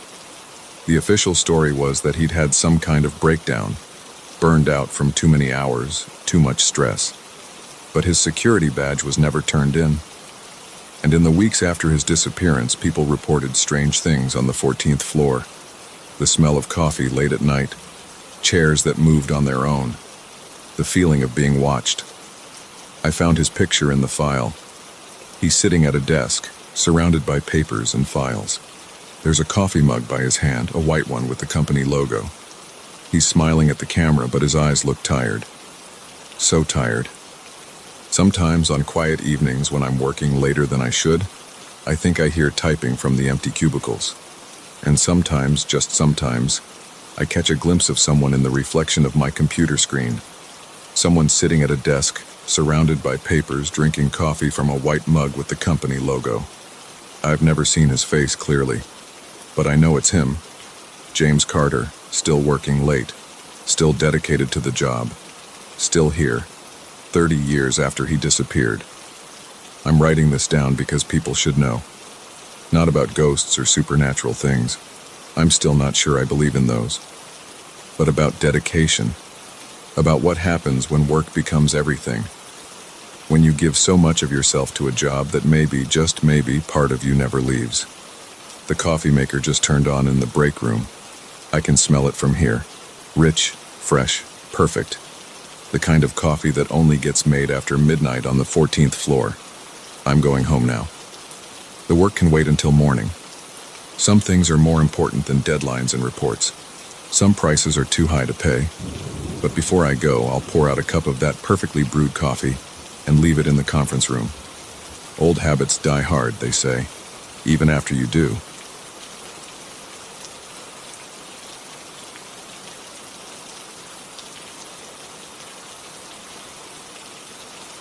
The first photo showed a gray shape behind my left shoulder. I deleted it, assuming it was just a smudge on my phone's lens. The second photo had the same blur, now closer. By the fifth photo, the shape had defined edges, shoulders, a head, arms hanging at its sides. That's when my hands started shaking so bad I dropped the phone on my kitchen table. Let me back up. This all started 3 days ago, when I decided to visit the Old North Cemetery on the outskirts of Boston. I'm Robert Blackwood, and I've lived in Massachusetts my whole life. But I'd never explored this particular historical graveyard. My interest wasn't purely academic. I'd been researching my family genealogy for months, trying to trace the Blackwood line back before my great-grandfather immigrated here from Scotland. The cemetery dated to the 1700s, perfect timing for finding some answers. The October weather was crisp but sunny when I parked my car outside the wrought iron gates.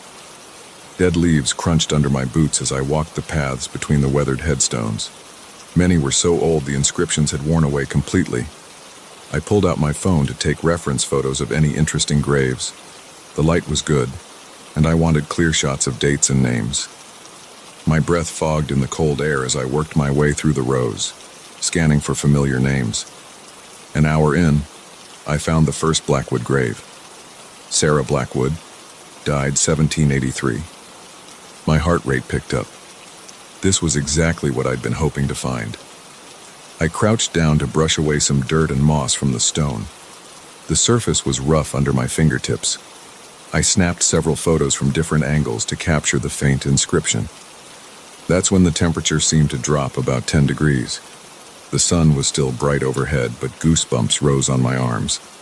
I rubbed them, blaming the weather, and moved deeper into the cemetery. The next Blackwood grave appeared just 2 rows over. Thomas Blackwood, 1756-1801. Then another, William Blackwood, died 1792. And another, Mary Blackwood, died 1788. Soon I'd documented 8 different Blackwood graves, all from the same time period. My excitement grew with each discovery. This had to be more than coincidence. The whole time I was photographing the graves, I kept getting hit with random cold spots. The air would suddenly chill around me for a few seconds, then warm up again. The hair on the back of my neck stood up more than once, but I was too focused on my research to pay much attention. I did notice an odd smell that seemed to follow me as I moved between the graves, like damp earth and something metallic. It would come and go, always strongest when I was examining a Blackwood headstone. I figured it was just the autumn decay of leaves and grass. After about 3 hours, my phone battery was getting low and the sun was starting to set. I had dozens of photos to examine later. As I walked back to my car, a strong gust of wind hit me from behind, almost making me stumble. Dry leaves swirled around my feet. The metallic smell was overwhelming for a moment. I drove home feeling satisfied with my discoveries, already planning to dig deeper into these potential ancestors. My apartment was dark when I got back. I flipped on the lights and settled at my kitchen table with my laptop and phone, ready to start analyzing the photos. The first few shots were fine, just clear images of the gravestones I'd found. But then I noticed something odd in the background of one photo. A gray, misty shape hovering just behind where I'd been crouching. I zoomed in, but the shape just got more pixelated. Probably just a lens flare or dirty camera lens. I deleted that photo and moved on. But the shape appeared again in the next image, and the next. Each time it was slightly more distinct, slightly closer to where I was standing in the frame. My hands started trembling as I flipped through photo after photo. The shape developed definition. It looked vaguely human-sized with what appeared to be a head and shoulders. No clear facial features, just darkness where a face should be. But the form was unmistakable. Someone or something had been standing behind me as I photographed those graves. I slammed my laptop shut and paced my apartment, trying to calm my racing heart. My palms were sweating. I told myself there had to be a logical explanation. Maybe someone else had been in the cemetery and I just hadn't noticed them. Maybe it was a trick of the light or a problem with my phone's camera. But I knew I'd been alone out there. I would have noticed another person following me around for 3 hours. And the shape wasn't consistent with a living person. It was too blurry, too insubstantial. In some photos, it seemed to be partially transparent. I forced myself to sit back down and look through the rest of the images. The figure appeared in every single photo I'd taken of a Blackwood grave. Always behind me, always slightly closer than in the previous shot. In the final photo I'd taken before leaving, it was standing directly behind my right shoulder, one gray arm slightly raised as if reaching toward me. My phone buzzed suddenly on the table and I nearly jumped out of my skin. Just a text from my sister asking about weekend plans. My hands shook as I typed a reply. I needed to think about this rationally. I opened my laptop again and started researching the names from the gravestones. County records showed that a large group of Blackwoods had indeed lived in the area in the late 1700s. They'd come over from Scotland in 1755, settling in Massachusetts. But the records were spotty. I couldn't find death certificates or clear family connections. The smell of damp earth and metal filled my nostrils suddenly. My apartment was warm, but goosebumps rose on my arms. The lights flickered once, twice. I sat perfectly still, barely breathing. Something moved in my peripheral vision, just a quick shadow passing by the kitchen doorway. I whipped my head around but saw nothing. My heart was pounding so hard I could feel it in my throat. I spent the rest of the night with every light in the apartment blazing, jumping at every little sound. Sleep was impossible. Around dawn, I finally dozed off on the couch, laptop still open on my chest.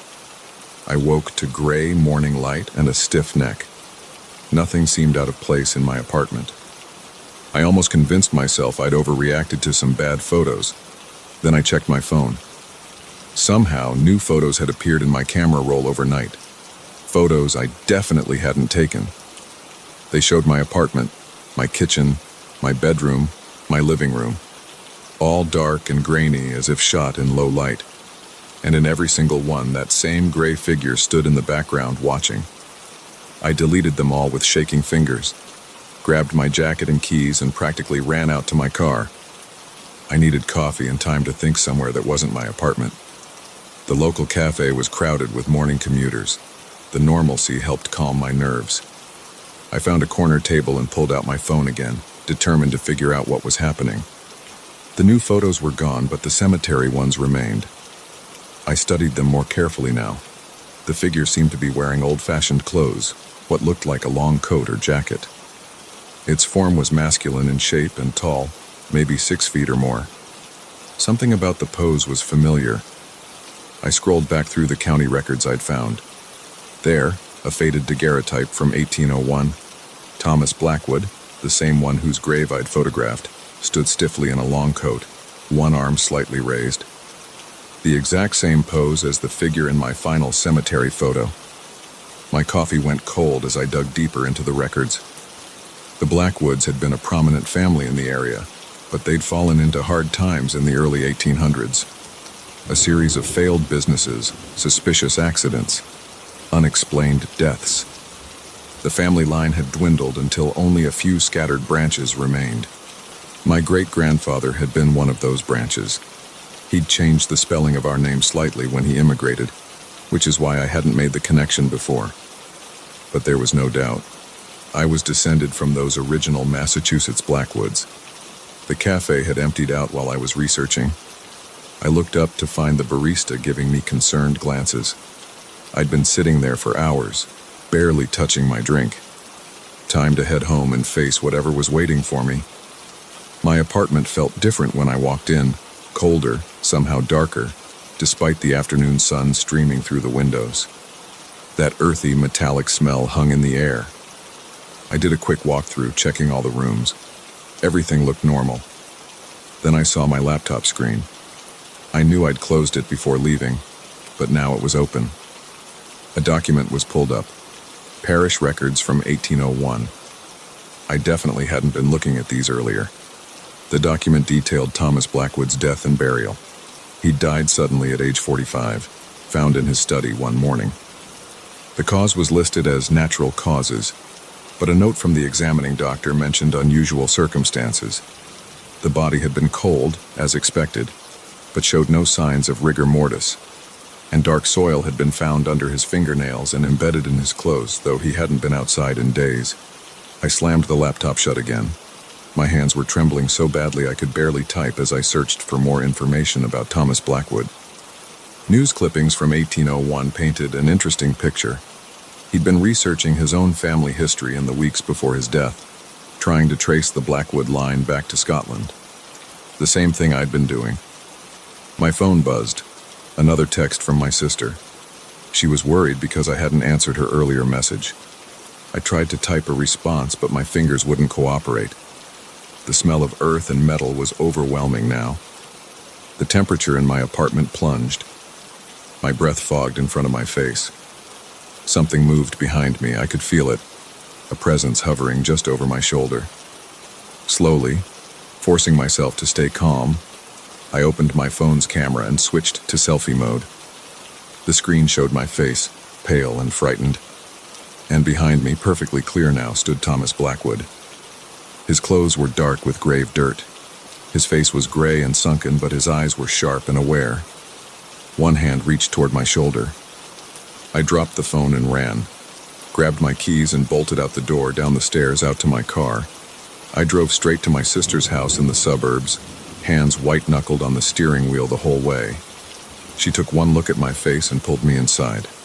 I told her everything, showed her the photos. She believed me. She's good like that. Said I could stay with her as long as I needed.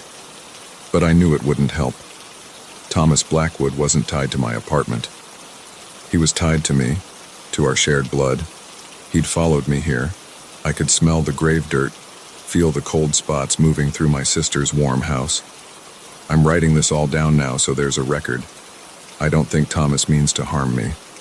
I think he's trying to tell me something about our family, something he discovered in his own research 200 years ago. Something important enough that he's broken through death itself to pass it on. Tonight I'm going back to that cemetery. Back to his grave. He's been trying to lead me there all along, I realize that now. Whatever secrets the Blackwood family holds, whatever Thomas discovered that was worth dying for, the answers are waiting for me there. I just hope I'm ready to learn them. My sister's trying to talk me out of it. Says it's crazy to go back there, especially at night. She's probably right. But the pull is too strong to resist now. Thomas is waiting by the door, patient but insistent. Time to go face my family history, whatever it might be. I'll update this account when I can, if I can. If you're reading this and you've got family research of your own to do, maybe think twice before digging too deep into the past. Some things are buried for a reason. The smell of grave dirt is stronger now. Thomas is getting impatient. Time to go.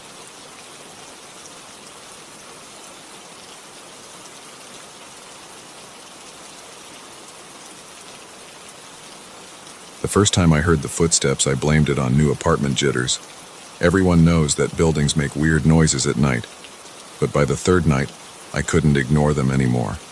They were too regular, too deliberate, and always in the exact same spot above my bedroom. I had just moved into Unit 3B of the Oakwood Apartments, a red brick building from the 1960s on the edge of downtown. The rent was surprisingly affordable for the location, and the realtor had emphasized the vintage charm of the worn hardwood floors and dated kitchen cabinets. What sealed the deal was the bedroom, spacious with large windows facing east. perfect for my work-from-home setup. The footsteps always started around 11:30 p.m., not the random creaks of settling wood or the muffled thuds of neighbors going about their business. These were clear, measured steps, back and forth in a precise pattern. 5 steps one way, pause, 5 steps back, over and over. After a week of disturbed sleep, I finally worked up the nerve to ask my next-door neighbor, Mrs. Rodriguez, about the noise. "Oh, honey," she said, adjusting her thick-rimmed glasses. "4B has been empty for months. The owner's been trying to renovate it, but there's some issue with the permits." I frowned. "Empty? Are you sure?" "Positive. I've lived here 15 years. I know everything that happens in this building." She leaned in closer, her voice dropping. "The last tenant moved out suddenly, just packed up and left one day. That night, I lay in bed with my eyes fixed on the ceiling, waiting. At exactly 11:32 p.m. it started. Step, step, step, step, step, pause. Step, step, step, step, step. The sound was clearer now that I was paying attention. Heavy boots on hardwood floors. I grabbed my phone and recorded the noise. Playing it back, the footsteps were perfectly audible. This wasn't my imagination. The next morning, I cornered the building superintendent, Mike, in the lobby. He was replacing a light bulb, balanced precariously on a stepladder. "Hey, quick question about 4B, I said, trying to sound casual. "Any chance someone's been working up there at night?" Mike shook his head, climbing down. "No way. Haven't touched that unit in weeks. Why?" I played him the recording. His face scrunched up in confusion. "That's weird," he said. "Want me to check it out?" We walked up to the 4th floor together. The hallway was darker than mine, with flickering fluorescent lights that needed replacing. 4B's door had a prominent "No Trespassing" sign and a heavy padlock. Mike unlocked it, and we stepped inside. The apartment was completely gutted. Bare concrete floors, exposed wiring hanging from the ceiling, half-demolished walls. A thick layer of dust covered everything. "See?" Mike said, gesturing around. "Nobody's been in here. Look at the dust, it's undisturbed." He was right. There were no footprints, no signs of recent activity. "Mind if I look around?" Mike shrugged. "Go ahead. Just don't touch any wiring." I walked through the space, my footsteps echoing in the emptiness. When I reached the area above my bedroom, I stopped. The floor was solid concrete here, no wood to creak. I jumped up and down a few times. The sound was nothing like what I heard at night. That evening, I installed a security camera in my bedroom, pointing it at the ceiling. I also bought a decibel meter app for my phone. If something was up there, I was going to document it. The footsteps started right on schedule. The decibel meter registered clear spikes with each step. The camera showed nothing unusual, just my white ceiling. I spent hours online researching the building's history. The Oakwood was built in 1964, converted to condos in the 1990s. No deaths reported on the premises, no major crimes. The property records showed a string of short-term owners for 4B over the past 5 years, none staying longer than 8 months. 2 weeks into my investigation, I met Alice from 2B in the laundry room. She was sorting her darks when I mentioned the footsteps. "Oh God," she said, dropping a sock. "You hear them too?" My heart rate jumped. "What do you mean, too?" "The previous tenant in your unit, Jim something. He used to complain about noises from upstairs. Said it was driving him crazy. That's why he broke his lease and moved out." I swallowed hard.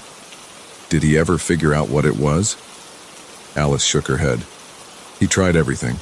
Called the cops twice, but they never found anything. He even set up cameras and motion detectors. Nothing ever showed up on the recordings." "But I have recordings," I said, pulling out my phone. "Listen."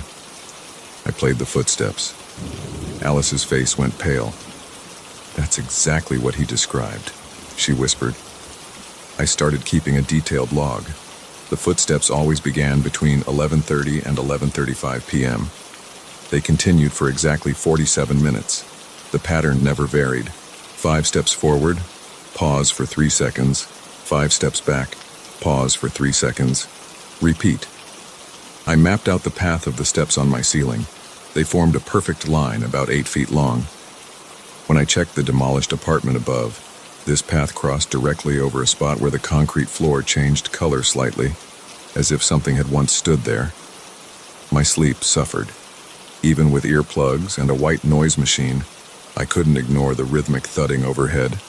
I started sleeping on my couch, but I could still hear them, slightly muffled. One night, after a particularly stressful day at work, I'd had enough. When the footsteps started, I grabbed a broom and banged on the ceiling. "Hey!" I shouted. "Stop it!" The footsteps paused for a full minute, then they resumed, louder than before. I banged again, harder this time. "This isn't funny. I know someone's up there." Another pause. Then the steps continued, unchanged. My hands shaking, I grabbed my phone and called the police. 2 officers arrived 20 minutes later. They looked skeptical as I played them my recordings and showed them my logs. "Sir," the older officer said, "we've been to this building before about noise complaints. There's nothing up there."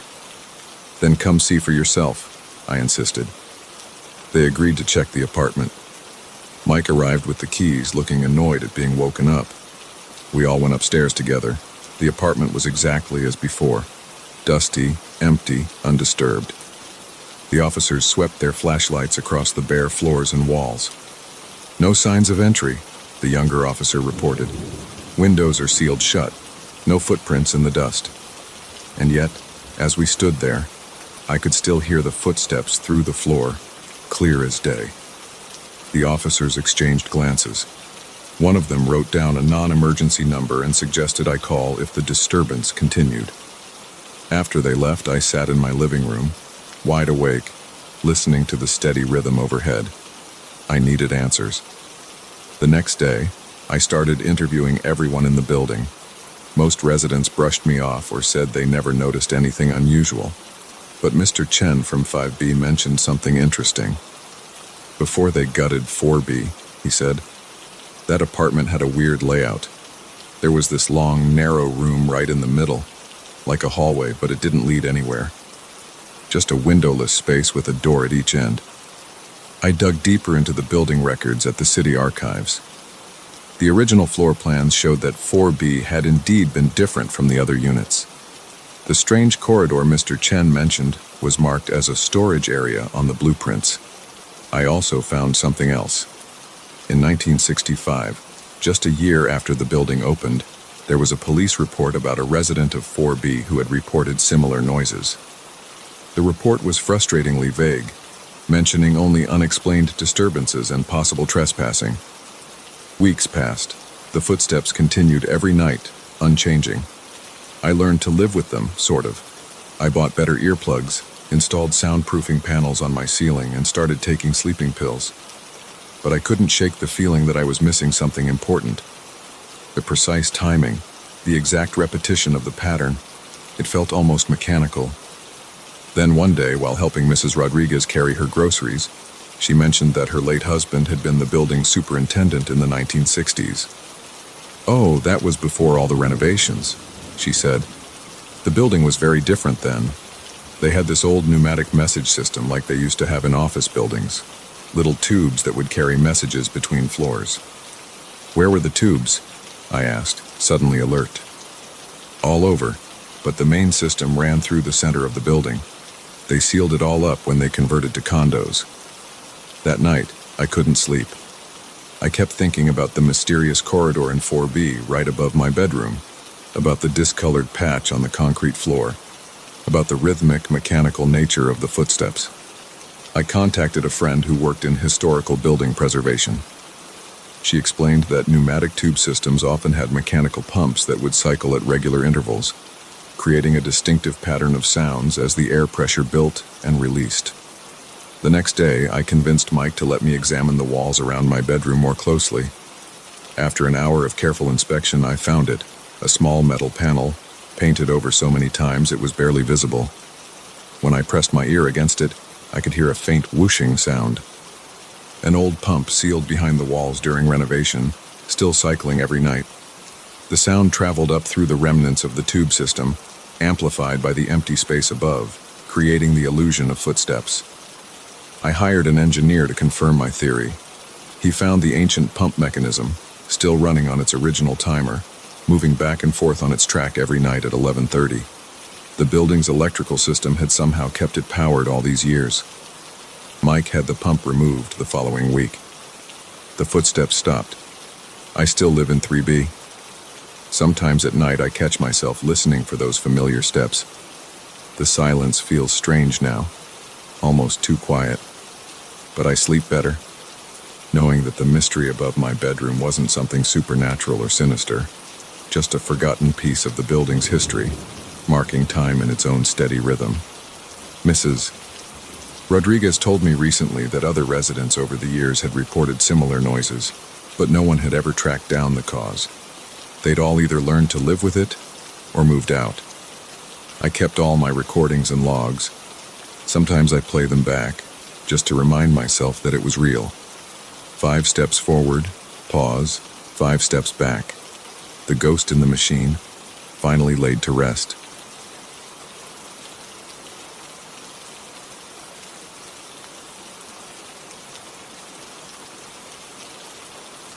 The buzzing wouldn't stop. Not the usual kind from fluorescent tubes, but a deep, persistent hum that seemed to come from inside the walls themselves. I noticed it my first day at Hamilton & Associates law firm, standing in my new office on the 3rd floor of the Blackwood building. The source? A plain desk lamp in the corner, its light cutting through the darkness even though I hadn't touched the switch. I'm John Marshall, and after 15 years of grinding away at corporate law firms in Chicago, I'd finally landed a partner position at this smaller firm in Portland, Maine. The salary wasn't as impressive, but neither was the cost of living. Plus, I needed the change. Divorce has a way of making you want to start fresh. The morning started normally enough. Sandra from HR showed me around, handed me the keys, and left me to settle in.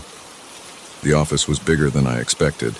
Corner unit with windows on 2 sides and enough space for a meeting table besides my desk. Previous tenant had good taste in furniture too. Solid oak desk, leather chair, and that lamp. Brass base with a green glass shade.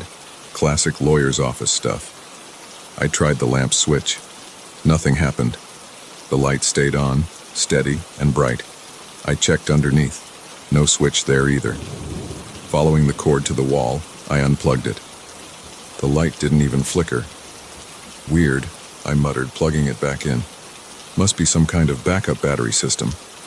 Made a mental note to ask maintenance about it later. That first day passed in the usual new job chaos, setting up my computer, meeting colleagues, reviewing case files. By the time I looked up, it was past 8, and the office had emptied out.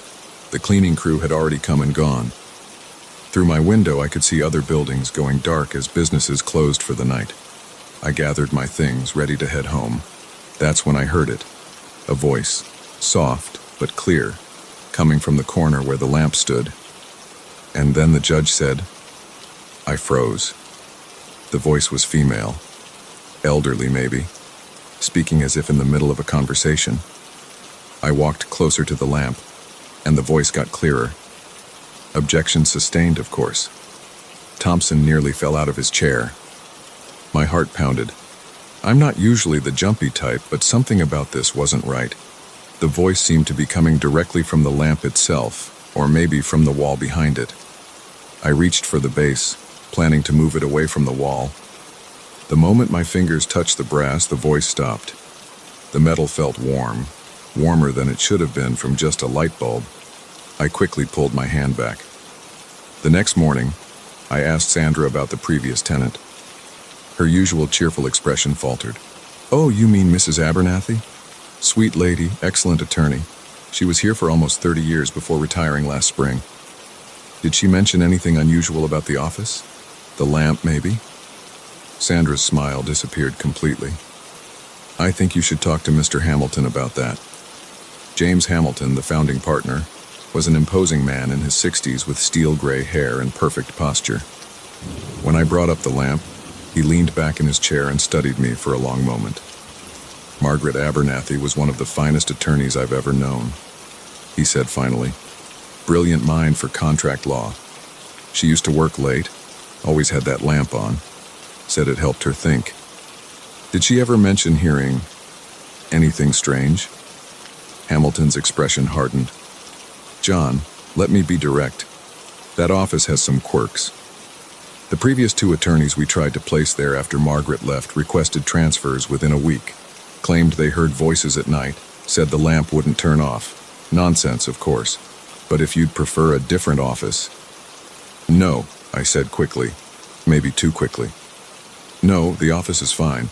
I was just curious about the lamp's unusual wiring. That night I stayed late again, this time on purpose. The cleaning crew came and went. One by one, the other offices went dark. I sat at my desk, pretending to work while watching the lamp from the corner of my eye. At exactly 9:47 p.m., it started. The witness was clearly lying. Anyone could see that. The same elderly female voice from before, telling what seemed to be a story about an old case. I sat perfectly still, barely breathing, and listened. But you see, I had the documentation right there. All those receipts he'd tried to hide. The look on his face when I pulled them out. The voice chuckled, warm and satisfied. It wasn't threatening or ghostly. It sounded exactly like an experienced lawyer sharing war stories with colleagues. I grabbed my phone and started recording. The voice continued for exactly 17 minutes, describing in detail how she'd caught a witness in a lie during a corporate fraud case. When I played back the recording, there was nothing but static. Over the next few weeks, I developed a routine. I'd stay late, wait for the voice to start, and listen to the stories. They were always about cases, some fascinating, some mundane, but all told with the same warm enthusiasm. Sometimes there were other voices too, asking questions or laughing at the punchlines. I never heard them as clearly as the main voice, though. During the day, I did some digging. Margaret Abernathy had indeed been a legend in Portland legal circles. Specialized in contract law, never lost a major case. She'd retired to Florida 6 months ago, but the interesting part was why. Her doctor had diagnosed early-stage dementia. She'd wanted to step down while she could still handle her cases competently. The lamp stories continued every night, always starting at exactly 9:47. Sometimes they'd go on for hours. I started taking notes, writing down names and case details. Most of them checked out in public records. The woman telling these stories definitely knew her stuff. One night, about 2 months in, something changed. I was listening to a particularly interesting story about a contract dispute between fishing companies when suddenly, the voice stopped mid-sentence. The lamp flickered, the first time I'd ever seen it do that. "Hello?" the voice said, different now, confused. "Is someone there?" My throat went dry. Until now, it had been like listening to recordings. This was different. "Yes," I said, my voice shaking slightly. "I'm here." Silence for a long moment. Then, "You're in my office." "It's my office now, Mrs. Abernathy. I'm John Marshall. I took over your cases." Another long pause. "Oh yes, of course. I retired, didn't I? Sometimes I forget." My hands were trembling. "Your stories. I've been listening to them. They're fascinating. The Harriman fishing case." "Oh," she sounded delighted. "That was a tricky one. Did I tell you about the clause in Section 7 that changed everything?" "Not yet." "Well then, let me start from the beginning." And just like that, we started talking. Really talking. Not just me listening to old stories. We discussed cases, legal strategy, judges we both knew. Her mind was sharp as ever when it came to the law, even if she sometimes seemed confused about other things. This went on for months. Every night at 9:47, the lamp would come alive with Mrs. Abernathy's voice, and we'd talk shop. She was an incredible mentor, teaching me tricks about contract law that you'd never learn in law school. My case success rate soared. I never told anyone else about our conversations. How could I? But I did track down her address in Florida and sent her a letter, thanking her for her indirect mentorship and letting her know how her old cases were doing. Her daughter wrote back saying her mother was too ill to respond but had smiled when the letter was read to her. The next night, Mrs. Abernathy's voice was quieter than usual. "I got your letter," she said. "My daughter read it to me. I don't remember our conversations, John." The doctors say I'm losing more memory each day, but I'm glad I could help, even if I don't remember how. You've helped more than you know, I told her. The lamp, she said suddenly. I bought it my first day here 40 years ago. Always helped me think. When I started having trouble remembering things, I'd work late, talking through old cases to keep them fresh in my mind. The lamp was always there, listening. After that night, the voices changed. They became less frequent, more fragmented. Sometimes Mrs. Abernathy would start a story only to trail off, confused. Other voices I'd heard in the background began to fade. 6 months later, I received another letter from her daughter. Mrs. Abernathy had been moved to a specialized care facility. She no longer recognized family members and rarely spoke. That night, I sat in my office, watching the lamp. 9:47 came and went in silence.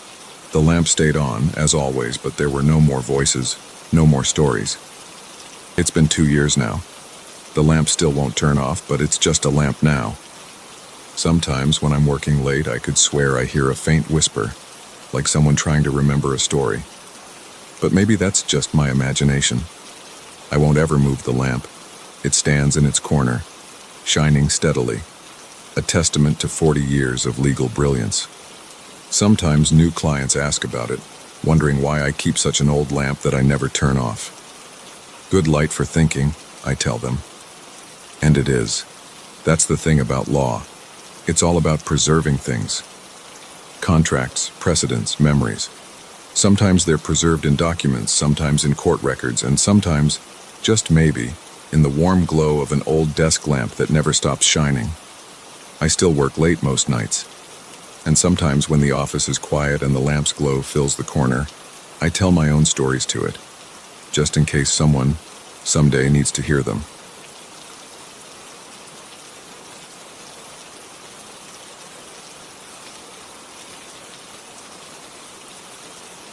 The first call came at 3:47 a.m. I know because I checked the time on the old Nokia phone my uncle had given me the day before. The screen lit up the darkness of my bedroom with its pale blue glow. Unknown number. I almost declined it, but something made me press the green button. Static crackled in my ear. Then voices muffled and distant like people talking through thick glass. I pressed the phone harder against my ear, straining to hear. The storage unit on Marshall Street. A man's voice broke through the static. Check the back corner. My stomach tightened. I had a storage unit on Marshall Street, Unit 217, where I kept boxes of stuff from my divorce that I couldn't fit in my apartment. I'd never told anyone about it. "Hello?" I said. "Who is this?" The line went dead. I sat up in bed, my t-shirt sticking to my back with sweat despite the cool October air coming through the window. The phone screen showed the call had lasted 42 seconds. My Uncle Dave had given me the phone yesterday when I visited him at his repair shop. "Found this while cleaning out the back room," he'd said. "Still works fine. Could be a good backup phone." I'd tossed it in my jacket pocket without much thought. Now I turned it over in my hand, studying the scratched silver case and worn keypad. Sleep was impossible after that. I made coffee and sat at my kitchen counter, watching the sun rise through the window. The phone sat silent on the counter like a dead thing. At 9:15 a.m. it rang again. Same unknown number. "Needs to be moved tonight." Different voice this time. A woman. "Jack's old place on Cedar Lake Road." My coffee mug slipped from my hand and shattered on the floor. Jack was my best friend in high school. He'd died in a car crash 10 years ago. His parents still lived in the same house on Cedar Lake Road. "Who are you?" I demanded. "How do you know about Jack?" More static, then, "He'll be there at midnight." Click. My hands shook as I cleaned up the spilled coffee. This had to be some kind of prank. But who would know about both my storage unit and Jack? And why use this old phone to contact me? I drove to my uncle's repair shop, weaving through morning traffic. The closed sign hung in the window. Dave always took Wednesdays off to go fishing. Back in my apartment, I paced. The phone stayed silent all day. I tried calling the unknown number back multiple times, but got only an automated message saying the number wasn't in service. At 6:23 p.m., another call. Combination is 14-27-8. A man's voice through the static. The same numbers as my gym locker. I'd never written them down anywhere. "Listen," I said, gripping the phone so hard my knuckles turned white. "I don't know who you are or how you know these things about me, but you need to stop this right now." Everything in place. More voices in the background, overlapping. Time running out. The call ended. I threw the phone across the room. It bounced off the wall and landed on the carpet, undamaged. At 11:30 p.m., I got in my car. I told myself I was crazy for doing this, but I had to know. The streets were almost empty as I drove to Marshall Street Storage. The security gate was locked, but I had the code. Yellow lights cast long shadows between the rows of identical metal doors. Unit 217 looked exactly as I'd left it 2 months ago. I unlocked the padlock and rolled up the door. The beam of my flashlight revealed stacked boxes, old furniture, framed photos still wrapped in bubble wrap. In the back corner, partially hidden behind a bookshelf, was a black duffel bag I'd never seen before. My hands trembled as I unzipped it. Inside was nothing but an old rotary phone, its cord coiled like a snake. The Nokia in my pocket rang, making me jump. Unknown number. "Now you understand." The woman's voice was clearer now, almost familiar. "We've been trying to reach you." "Reach me about what?" My voice echoed in the storage unit. The signals crossed sometimes. Static crackled. "Different times, different places. What does that mean? Who are you?" "Careful who you trust." Then the man's voice broke in. "They're watching the phones."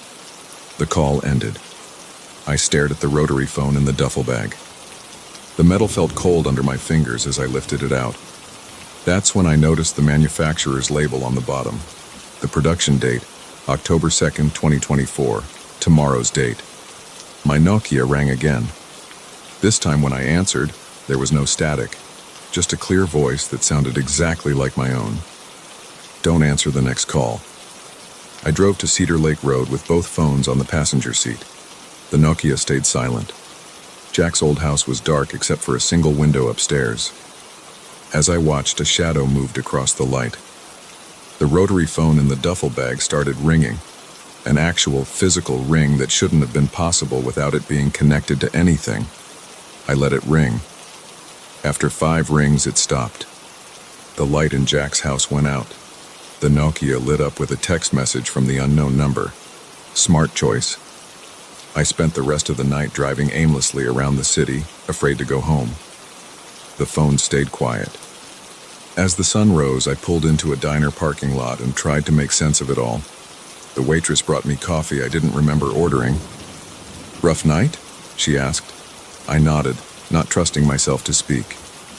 "Those old phones," she said, gesturing at the Nokia on the table. "They pick up all sorts of strange signals. My grandmother used to say they could catch calls from different times." I looked up sharply, but she was already walking away. The Nokia's screen lit up with a final message. Time to let go. I drove to the lake and threw both phones into the deep water. They disappeared without a splash. That was 3 months ago. I've moved to a new apartment, changed my phone number. But sometimes, late at night, I still hear phantom ringing. And when I check my call log, there's always one missed call from an unknown number, lasting exactly 0 seconds. I never answer unknown calls anymore. Some signals are better left uncrossed. Some voices should stay unheard. And sometimes the only way to escape the past or the future is to cut the line completely. But I can't stop wondering about those voices, those fragments of conversations that seemed to know everything about me. Were they warnings, threats, messages from another timeline trying to break through? I keep thinking about what the woman's voice said about signals crossing between different times and places, about the rotary phone with tomorrow's date, about my own voice telling me not to answer. Last week I saw my Uncle Dave at a family dinner. He asked what happened to that old Nokia he gave me. "Lost it," I said. He gave me an odd look. "What Nokia?" "The one you found in your shop, the backup phone you gave me 3 months ago." "Never gave you any phone," he said. Haven't cleaned out the shop in years. I went home and checked my calendar. October 2nd, 2024, the date on the rotary phone, was circled in red ink. I don't remember marking it. The circle is getting bigger every day. Sometimes I wake up at 3:47 a.m., exactly when that first call came. My apartment is silent, but I can feel something listening, waiting. The air hums with unspoken words and crossed signals. I've started writing everything down. Times, dates, names, places. Everything the voices mentioned. There are patterns I can almost see, connections just beyond my grasp. The storage unit, Jack's house, my gym locker combination. How did they know? Yesterday I found an old phone bill from 3 months ago. The unknown number appears in my call log, but when I try to read it, the digits seem to shift and blur. Each time I look, they're different. I bought a new phone last week, latest model, all the security features. But sometimes the screen flickers just for a second and shows that pale blue Nokia interface. When that happens, I can hear static building in the background, like a wave about to break. I've stopped keeping phones in my bedroom. They migrate there anyway, no matter where I leave them. Every morning I find them on my nightstand, arranged in a perfect circle. The waitress from the diner works there every morning except Wednesdays. I've gone back a few times, tried to ask her about what she said regarding her grandmother and phones catching signals from different times, but she always seems to disappear right when I'm about to bring it up. The last time I was there, I saw her talking on a silver Nokia, identical to the one I threw in the lake. I haven't been back to the storage unit, haven't driven down Cedar Lake Road. Some doors are better left closed. Some calls are better left unanswered. But the signals are still crossing. The lines are still open. And somewhere, in some time, a phone is ringing with my number on the screen. I've started carrying a watch instead of checking my phone for the time. It's an old analog model that doesn't need batteries. It runs perfectly, except it always stops for exactly 42 seconds at 3:47 a.m., the duration of that first call. The phone company says my current number has been in service for exactly 3 months, since the day I threw the phones in the lake. But they can't tell me who had it before me. The records show it's never been assigned to anyone else. I dream about rotary dials spinning on their own, about voices crossing through static like ships passing in fog, about phones ringing underwater. Maybe someday I'll answer again. Maybe someday I'll understand what they were trying to tell me, or warn me about. Until then, I keep my phones on silent and my doors locked at night. I avoid antique shops and repair stores. I've learned to live with the phantom ringing, the migrating phones, the circles that keep getting bigger. But sometimes, when I'm alone and the world is quiet, I think about sending a message back through time, about being the voice on the other end of the line, trying to warn myself about something I still don't understand. The signals are still crossing. The lines are still open, and somewhere a phone is ringing.